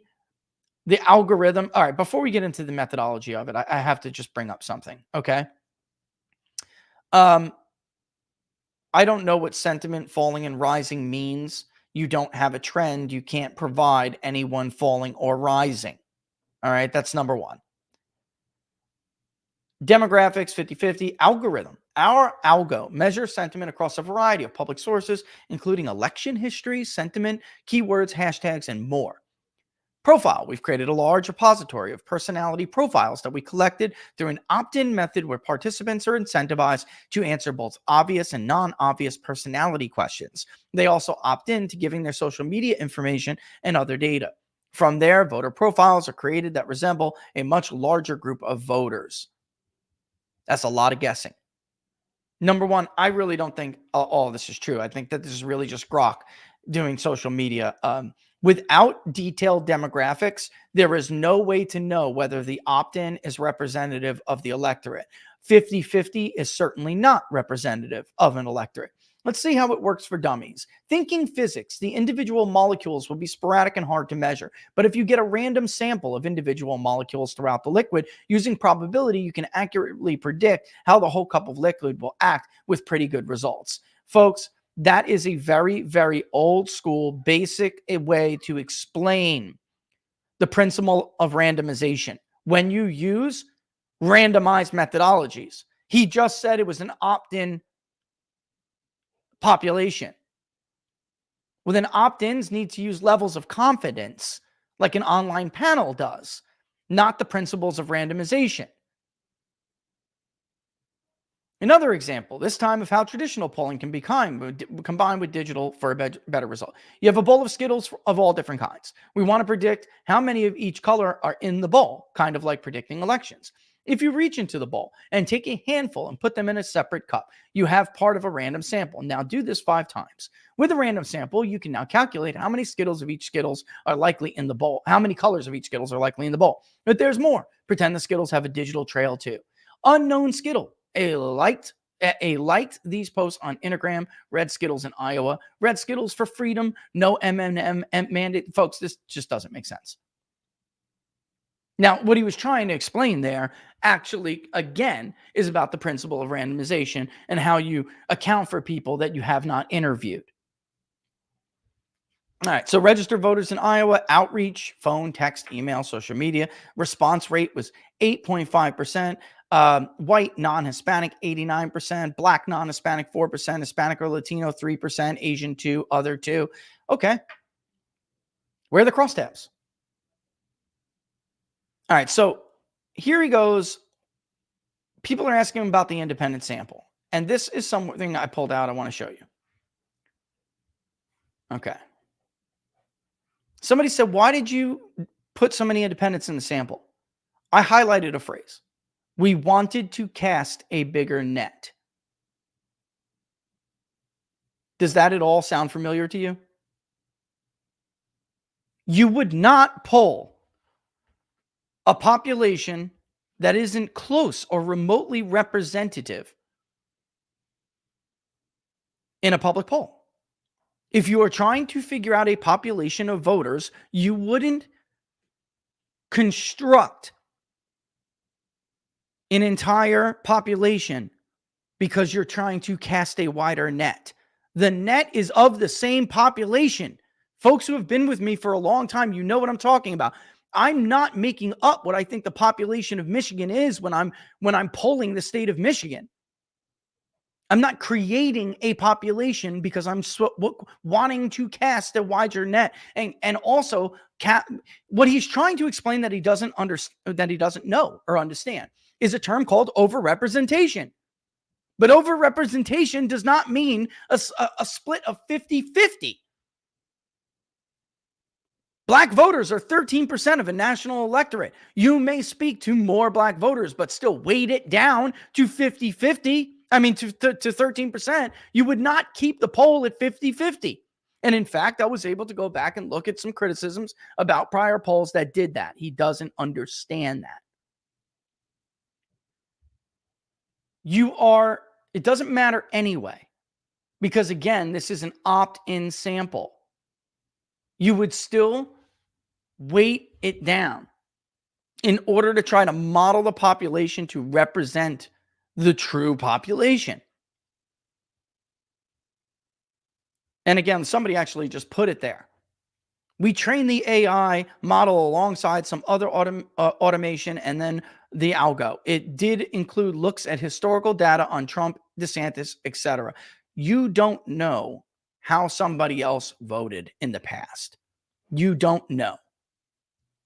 This is, first of all, verdict, it's not real.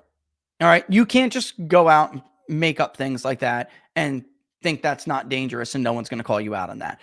See the crosstabs, see the data set, like every other pollster is supposed to divulge, and then maybe I'll take another look at it. But this is also really scary because the biggest part about it is it's somebody who doesn't know what they're talking about, making the claim that AI can supplant the interview process, can also somehow create a population that's somehow, going to be more accurate than the actual voting population?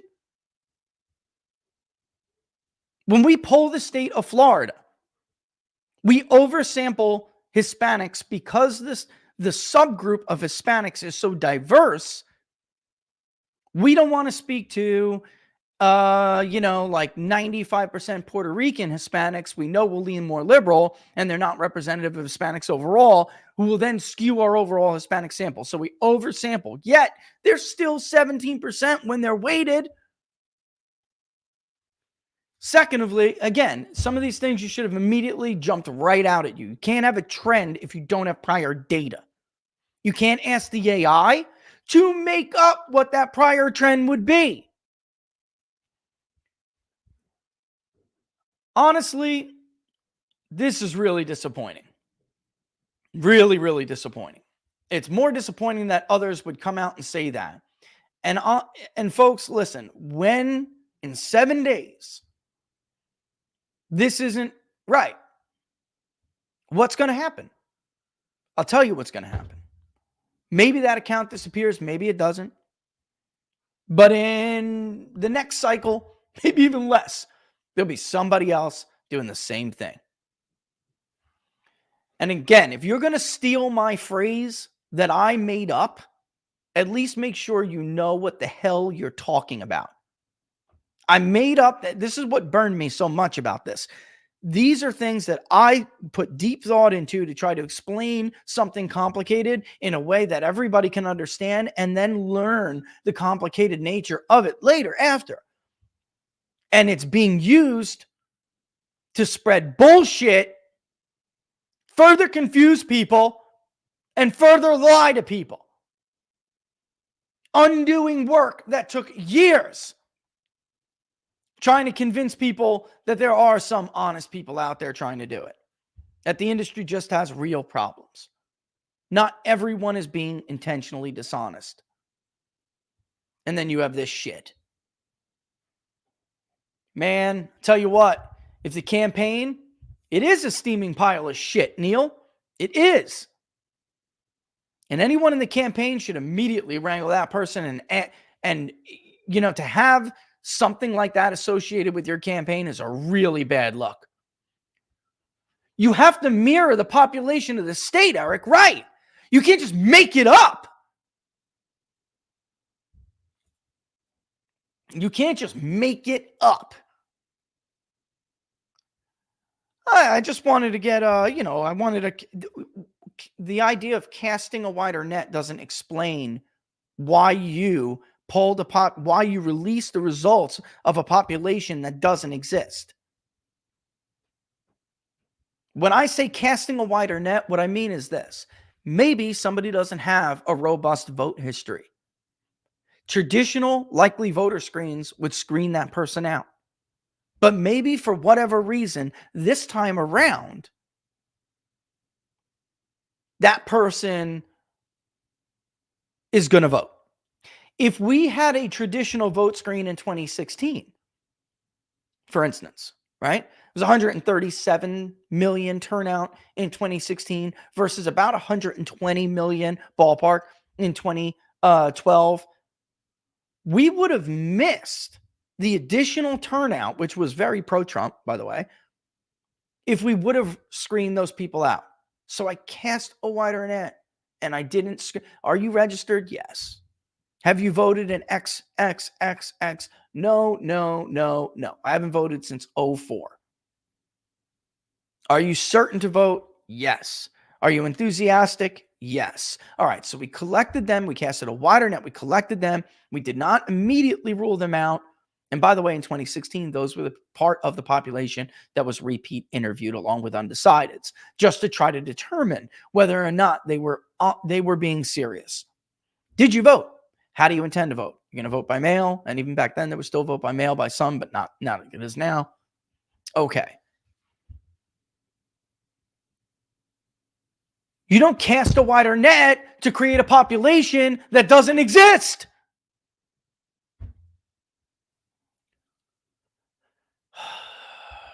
Unbelievable. So, there it is. I know everybody was like dying. And I'm like thinking about whether or not I even want to answer this, because again, you can't spend your entire time talking about nonsense, but because I know what he's doing. This is what a good con man does. They go around and take, what was his name? Frank Abagnale Jr., right? Catch Me If You Can movie. All right. Frank Abagnale pretended to be a Pan Am pilot. He was a kid, but he could, the point was to get the checks, right? But also to get the treatment of a Pan Am pilot. They were like rock stars back then. He didn't stop there, though. Eventually, Frank Abagnale Jr. decided he wanted to be a doctor, right? So he fabricated credentials, but he can't just go, and he gets a job. He gets a job as like a, an attending, I think, whoever oversees the emergency room. There's attending, there's residents, right? He gets a job overseeing an emergency room in Georgia, I believe it is. In order to do it, he's just watching TV shows with doctors who use medical lingo. And he's mimicking them. But when he goes to work to use them, he's not using them in the correct sense. So some of the doctors suspected he was full of shit. Like he doesn't, wait a minute. Yes, he knows the term compound fracture, but he doesn't really understand what a compound fracture is, or he used that term incorrectly and it wasn't for a compound fracture. Same thing. Eventually he decides, he met a girl. That's why. Her dad was a state attorney or something. He decides, I want to be a lawyer. He fabricates his credentials again. Unfortunately, he fabricated the credentials of where her father went to school. But it's a whole what are the odds, right? But he does this, and he watches Matlock and all these other shows, whatever the hell's around back then, so he can understand the language of the trade. But he doesn't know how to apply it effectively. So when he goes to what is effectively a bond hearing and starts arguing like he's talking to members of a jury who don't even exist yet, they think he's full of shit.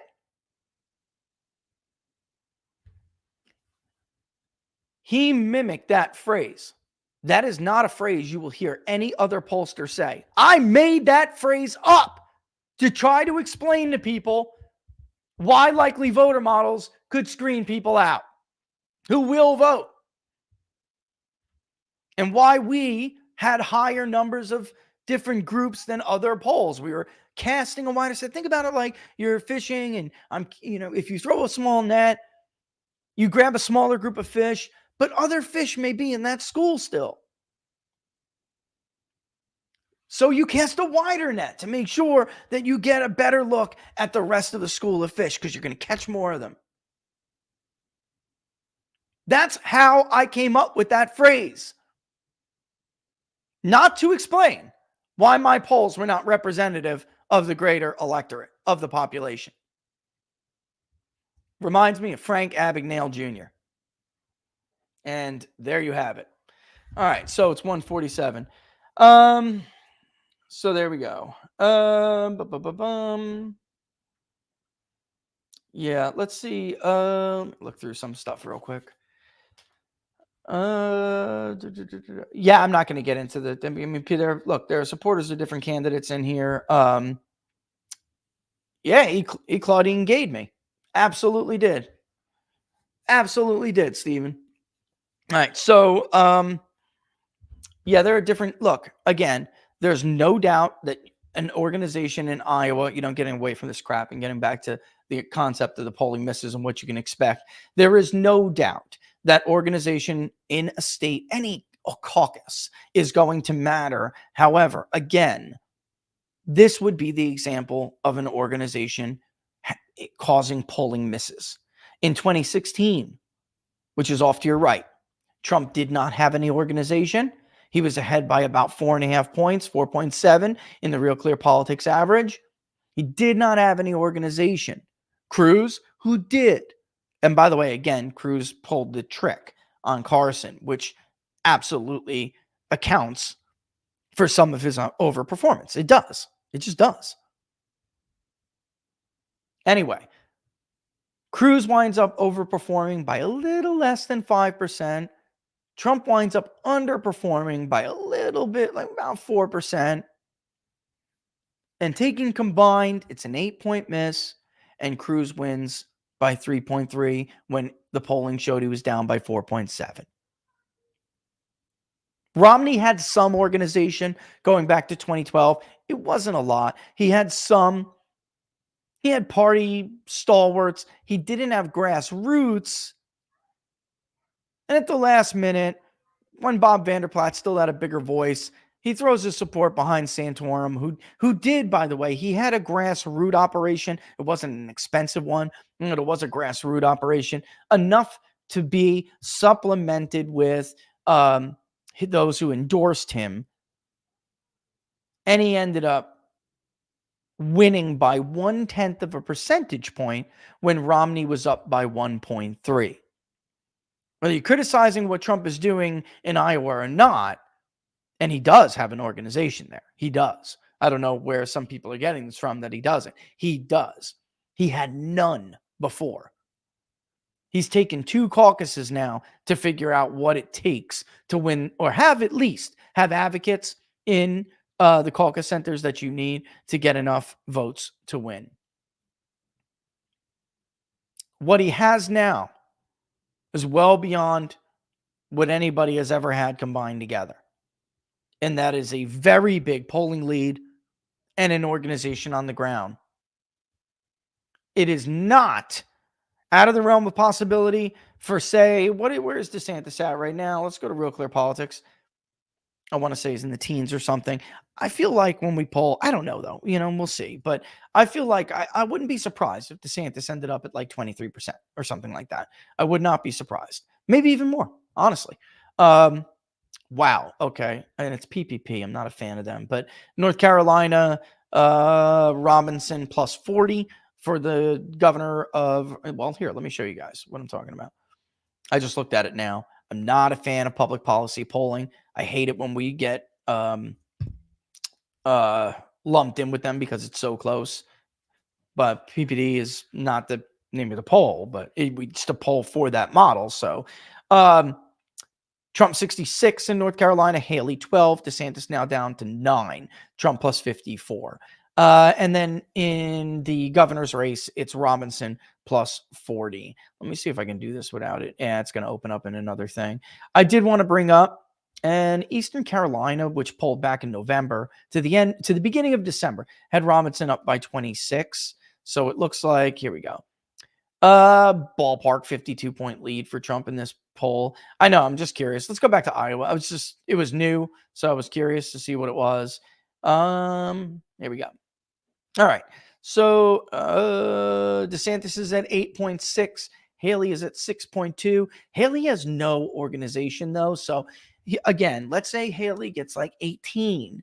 I wouldn't be surprised if DeSantis gets like 26 or something like. It's possible for 5, 8 points. As you can see from the other chart, again, there are some, but there aren't too many examples of someone doing 10 points better than what they were polling. You have Santorum who did that in 2012. But again, they were all lumped together. And another big difference is that there were a lot of people who were undecided and turnout was very low.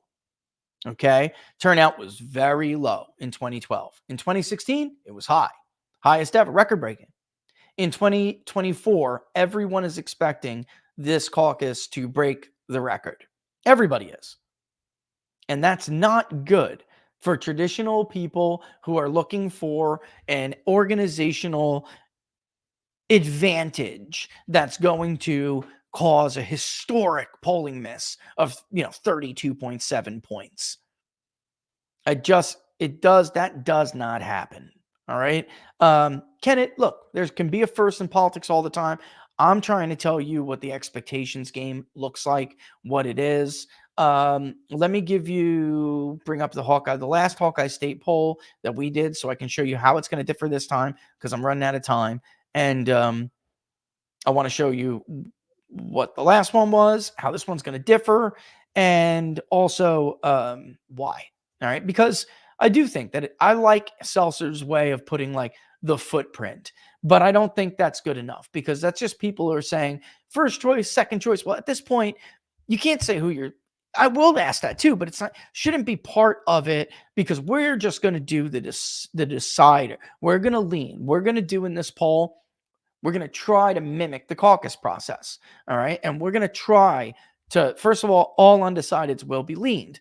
Secondly, we're going to try to see whether or not those people are solid. And then out of what is the share of someone's initial first choice vote that A is open to be persuaded, and then B did show some level of persuasion. And then we're going to give you obviously a different range. All right.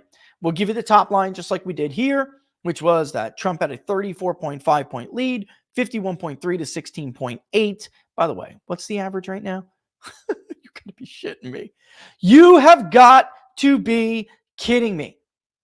Trump is literally at 51.3. DeSantis was 16.8. And then Nikki Haley was coming up, but it wasn't enough back then. This was conducted, I think, before, that she may have receded again. This was conducted from November 17th to the 21st. We'll give you the map. We'll give you all the details of the interviews of those people we spoke to, obviously, from these areas. Interactive crosstabs, obviously, they'll all be linked, all of that. This was part of the Rust Belt poll. Here is where we did the core candidate support. We're going to be doing this again. We will show you the expression, how we arrived at that. We will also show you the change from this one, like we showed you the change from the last time. We're basically going to update this chart. All right. And it will show more historic data, like how things have changed over time. But this gives you the core support, 34.7. So you can assume, unless there is, let's say, because there are always people who are full of crap, right? Let's say there are people who say that they can't be persuaded to change their mind, but then we persuade them, or they give some indication. It may take some away later from their core support. It won't come off of that. You'll still see that as the expression shows. What it will come up is where you will see it is their range. All right. So maybe Trump's core support is 34.7, but you'll see his range like 32.8, maybe to 58 point whatever, something like that. We're still going to give you the top line. but we're going to give you the range and the confidence that the vote share will fall within that range. All right. That's how we're going to do it this time, because look, it is a caucus and pollsters could do a better job. And that's why I keep telling people to read that article by Sean Trendy. Pollsters could do a better job, and their media partners certainly could do a better job explaining to people how to read polls and what they really mean. The entire point of Inside the Numbers is to do that. All right. So I think that, especially maybe we won't do it for primaries, but because you should know confidence intervals with primaries by now, and we'll brush over them. But when it comes to a caucus and you have people who are able to persuade, then we're gonna see. Also, again, the fact that we will be leaning them. Listen, right now you're at the caucus. You have to make a decision. Who's it going to be? All right. Last time we polled, this is another difference from everywhere else. The share of those who are undecided is significantly different. As Ann Seltzer had said in the interview in CNN, no candidate at this point has cracked 50. That itself is statistically very significant. And then because the share is so low of undecideds, it means more than what you have seen in prior polling when everybody was lumped in with 18%, 22%, 24%, right? All of these other examples. This is not that kind of an example. All right. So we're going to do that. We're going to give you the core. You'll get the demographics, of course, broken down. We did figure out a really cool way to give demographics in a chart like this by category when we were creating how we do the exit polls, how we're going to give you exit polls going forward. I don't know that we're going to give you entrance polls for Iowa. Probably not. We'll talk about them. We'll discuss them, but I just don't know that we'll have them ourselves. But for the big races, we are. And we were doing them by category. So we're probably going to change this up a little bit, and you'll have that. And while we were doing that, we really figured out how to show confidence intervals, even in stacked tables and bar charts like this. So it was really cool. So for instance, like high school or less, Trump's was 59.6, right? You could see that the confidence interval would be like a little bar somewhere around here that says the low is ballpark 51 something, and the high would be like, 68, whatever. We're probably going to do that too. So just to give everybody an idea of, again, really can show you the range. There's always an accident. Or not even an accident. There's always a surprise, almost always a surprise with the Iowa caucuses. And honestly, I think Vivek may have a chance to outperform. I do, because of how he's targeting these people and trying to get them out to the caucuses. Do I think he's going to win first-time caucus goers? No, because Trump has a huge lead with first-time caucus goers. You can see it on the map. You can see who these people are, who we spoke to. They're not just 17 to 24. That's not who they are. They are people who are middle-aged, who have never been to a caucus before. It will be -2 on caucus night, not -22 like some DeSantis influencer put out there. Man, unbelievable. It's just unbelievable. It's why we call this show what we called it. I'm just looking all week, the weekend especially, looking at this stuff people are putting up. It's beyond silly season. Now we're trying to convince people the weather is going to be 20 degrees colder than it is. Come on. So I'm really excited for it, and we'll do it. Let me give you a glance. Can I give you a glance real quick? I don't know. Oops, I added the tab to the reading list instead of putting a new tab up. I don't know if I can yet. Let me see if I can show you what I don't know if we're doing Reynolds's approval. It's not just a caucus poll. It will just be a poll of Iowa in general. I don't like targeting smaller populations when I could and might as well target larger ones, and then over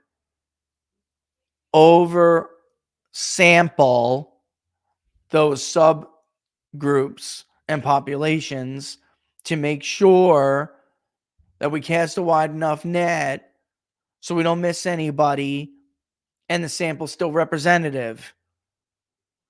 All right. So, yeah, I mean, this is going to be a nice little drill down. General election, caucus participation. We did put Kim Reynolds' approval rating on there. Stuff had to be updated, of course, because what's his name is out now, Doug Burgum. Ryan Binkley's put a lot, by the way. He spent a lot of money in Iowa, which is a little bit surprising to me. He has. Someone else will be likely removed, and undecided will be pushed. Push.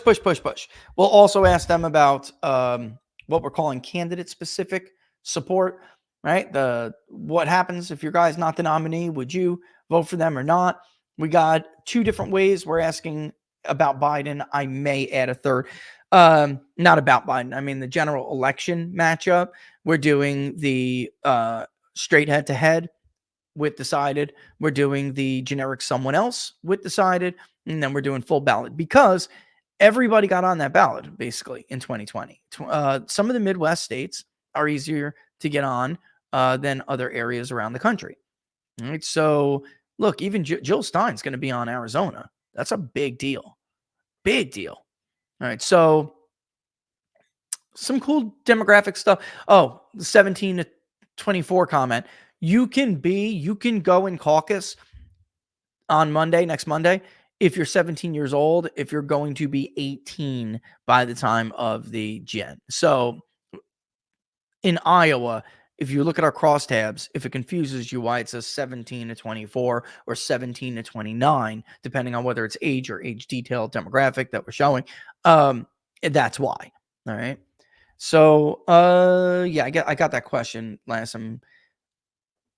Yeah, and Eric here's Vivek could be, it could backfire. It could backfire. So, that's where it's coming from. Yeah, no, I was not way off in 2022. Our generic ballot was dead on. The only final that I'm pissed about is Pennsylvania. Jesus Christ, these people.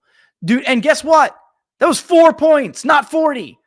You people you need to go on Valium or something. I'm not a medical professional, but you need to speak to somebody. Delusions are not good for you, and neither is ridiculous anxiety. All right. Okay, Dr. Mimo, I'll give you this. All right. Last thing I'm going to talk about here, because I did want to, Vivek, he could backfire before I get into what Dr. Mimo's talking about.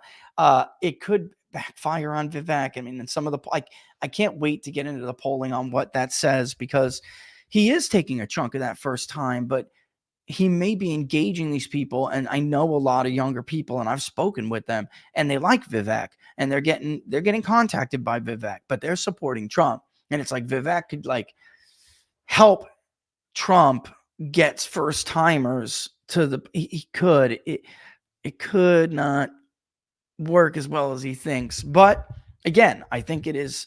I wouldn't be surprised if Vivek ended up putting in a strong third or close fourth place performance. I really wouldn't be surprised by that. What Dr. Mimo's talking about is Secretary of Defense Lloyd Austin did not tell anybody about his hospitalization. He is very sick. Didn't tell the president. Apparently didn't even tell his staff. This is a big deal. First of all, Dr. Mimo, it's against the law. But beyond all of that, because it's like, look, a Democrat's going to Democrat, right? When something like this happens, I'm actually more upset by Republicans. You have Roger Wicker, senator, bitching and moaning to Politico about how nobody told him, he didn't know, Congress has an oversight role, blah, blah, blah, blah, blah. Congress confirmed Lloyd Austin by a vote of 93-2. The only Republicans who voted against him were Josh Hawley of Missouri and Mike Lee of Utah. 5 others voted present. And he was confirmed 93-2. They were all there. They just stepped aside because they didn't have the balls to vote against him. Why? I wonder. Could it be because he's the first black nominee to be the Secretary of Defense? Listen, this is a man. First of all, when you're up for a nomination, they dig into everything. I'd never be able to get confirmed. They dig into everybody, everything. Lloyd Austin has a long and not so secret history of making statements in opposition to what is an American principle that civilian government should control the military. Lloyd Austin doesn't believe in civilian control of the military. And yet they confirmed this man. Now they want to bitch that he doesn't recognize their authority, their oversight, have any respect for them, what have you. What did you think was going to happen, Roger? What kind of a man did you think you were making the Secretary of Defense? You also overwhelmingly confirmed a Secretary of State who doesn't believe in diplomacy. And now you want to complain about the administration. When we have a president who wears the pens and walks around babbling around the White House all day. I have no patience for the Republican Senate. I have no patience for the Republican Party at all. I hate being labeled a Republican pollster. I hate the Republican Party. I hate their guts. They're worse than the Democrats because at least Democrats fight for their voters. You think Democrats ever would have confirmed Lloyd Austin? They held up Donald Trump's entire administration for almost 3 years. He was up for re-election by the time most of the positions were filled. My God. They almost got Acosta for his deal. They needed Mike Pence to break the tie in the U.S. Senate multiple times. They almost got Acosta when he was up for nomination for Labor Secretary because of the deal he made with Epstein. Their friend. That's how ruthless Democrats are. You got to give them credit. Republicans are pathetic. Pathetic. Man doesn't believe in civilian control of the military. You thought he was going to pick up the phone and tell you he had the sniffles? And by the way, it's illegal. What he did was illegal. It's unbelievable that he is being allowed to keep his job right now. By the way, Acosta, once Epstein was arrested again, he didn't make it 2 days before he submitted his resignation to President Trump.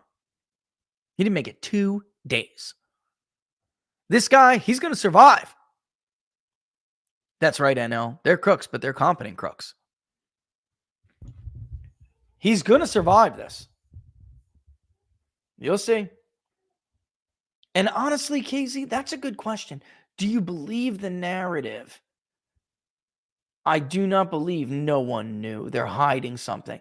You know what? That's so funny you brought this. As soon as Laura and I heard about this and we're talking about it, Laura's really skeptical like that too. She's like, no way.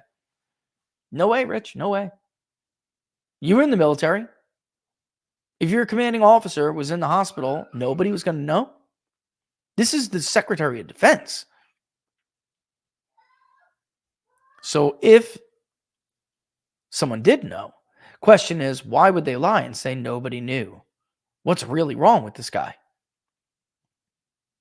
Austin is a diversity hire. I'm not going to be afraid to say this stuff anymore. You're not going to cancel me. I don't give a shit. I've had so many attempts at cancellation. It just doesn't matter. People don't watch me for that. You know, they don't watch me for that. And people have tried everything. Everything. They all,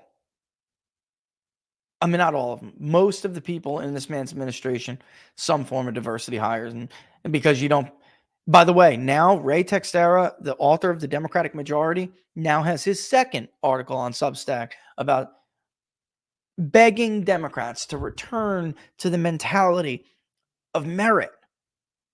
And he's saying all of, there's like so many of these problems stemming from this concept of like diversity hires.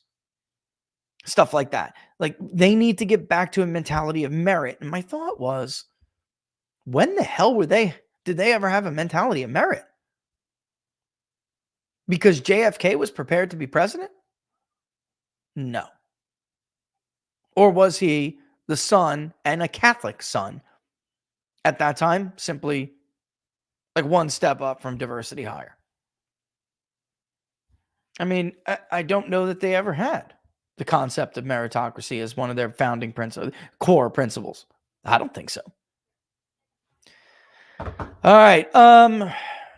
But this is really bad. I mean, you got a transportation secretary, totally unqualified, a secretary, but he was hired because he's gay and because he's like somebody you can parade in front of the camera. Look, we adopted. I mean, this is crazy.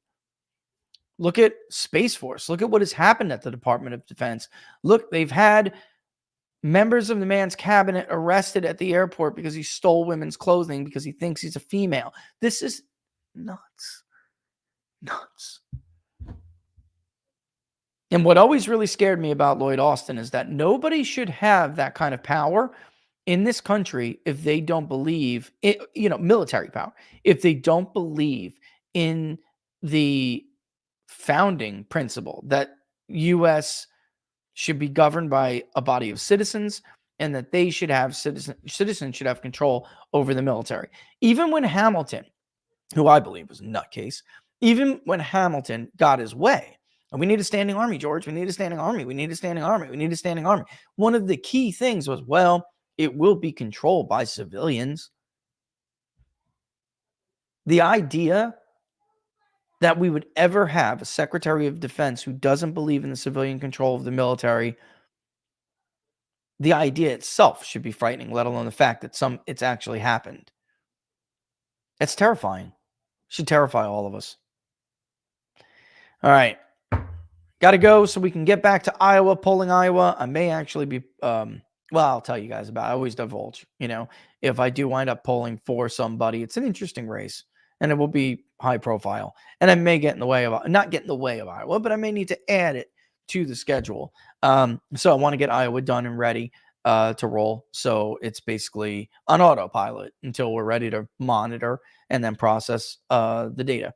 All right, so I'm going to get kicking and do that. Don't forget, of course, thanks so much for our sponsors, Field of Greens. The link is in the description. And send us your feedback. We love hearing your feedback. You will not be sorry. I didn't get a chance today, but of course, Jam and Bean, our friends at Jam and Bean, the link in the discount code 40% off is in there as well. We thank them both.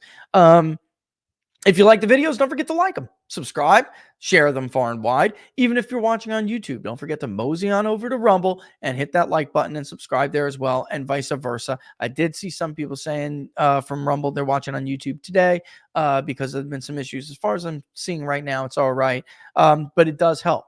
Even if you're only going to watch on one platform, which I prefer it be Rumble because of locals, but if you're going to watch on one platform, it really does help. Those metrics, they do help us. All right. They help us get partners. They help us get in front of people.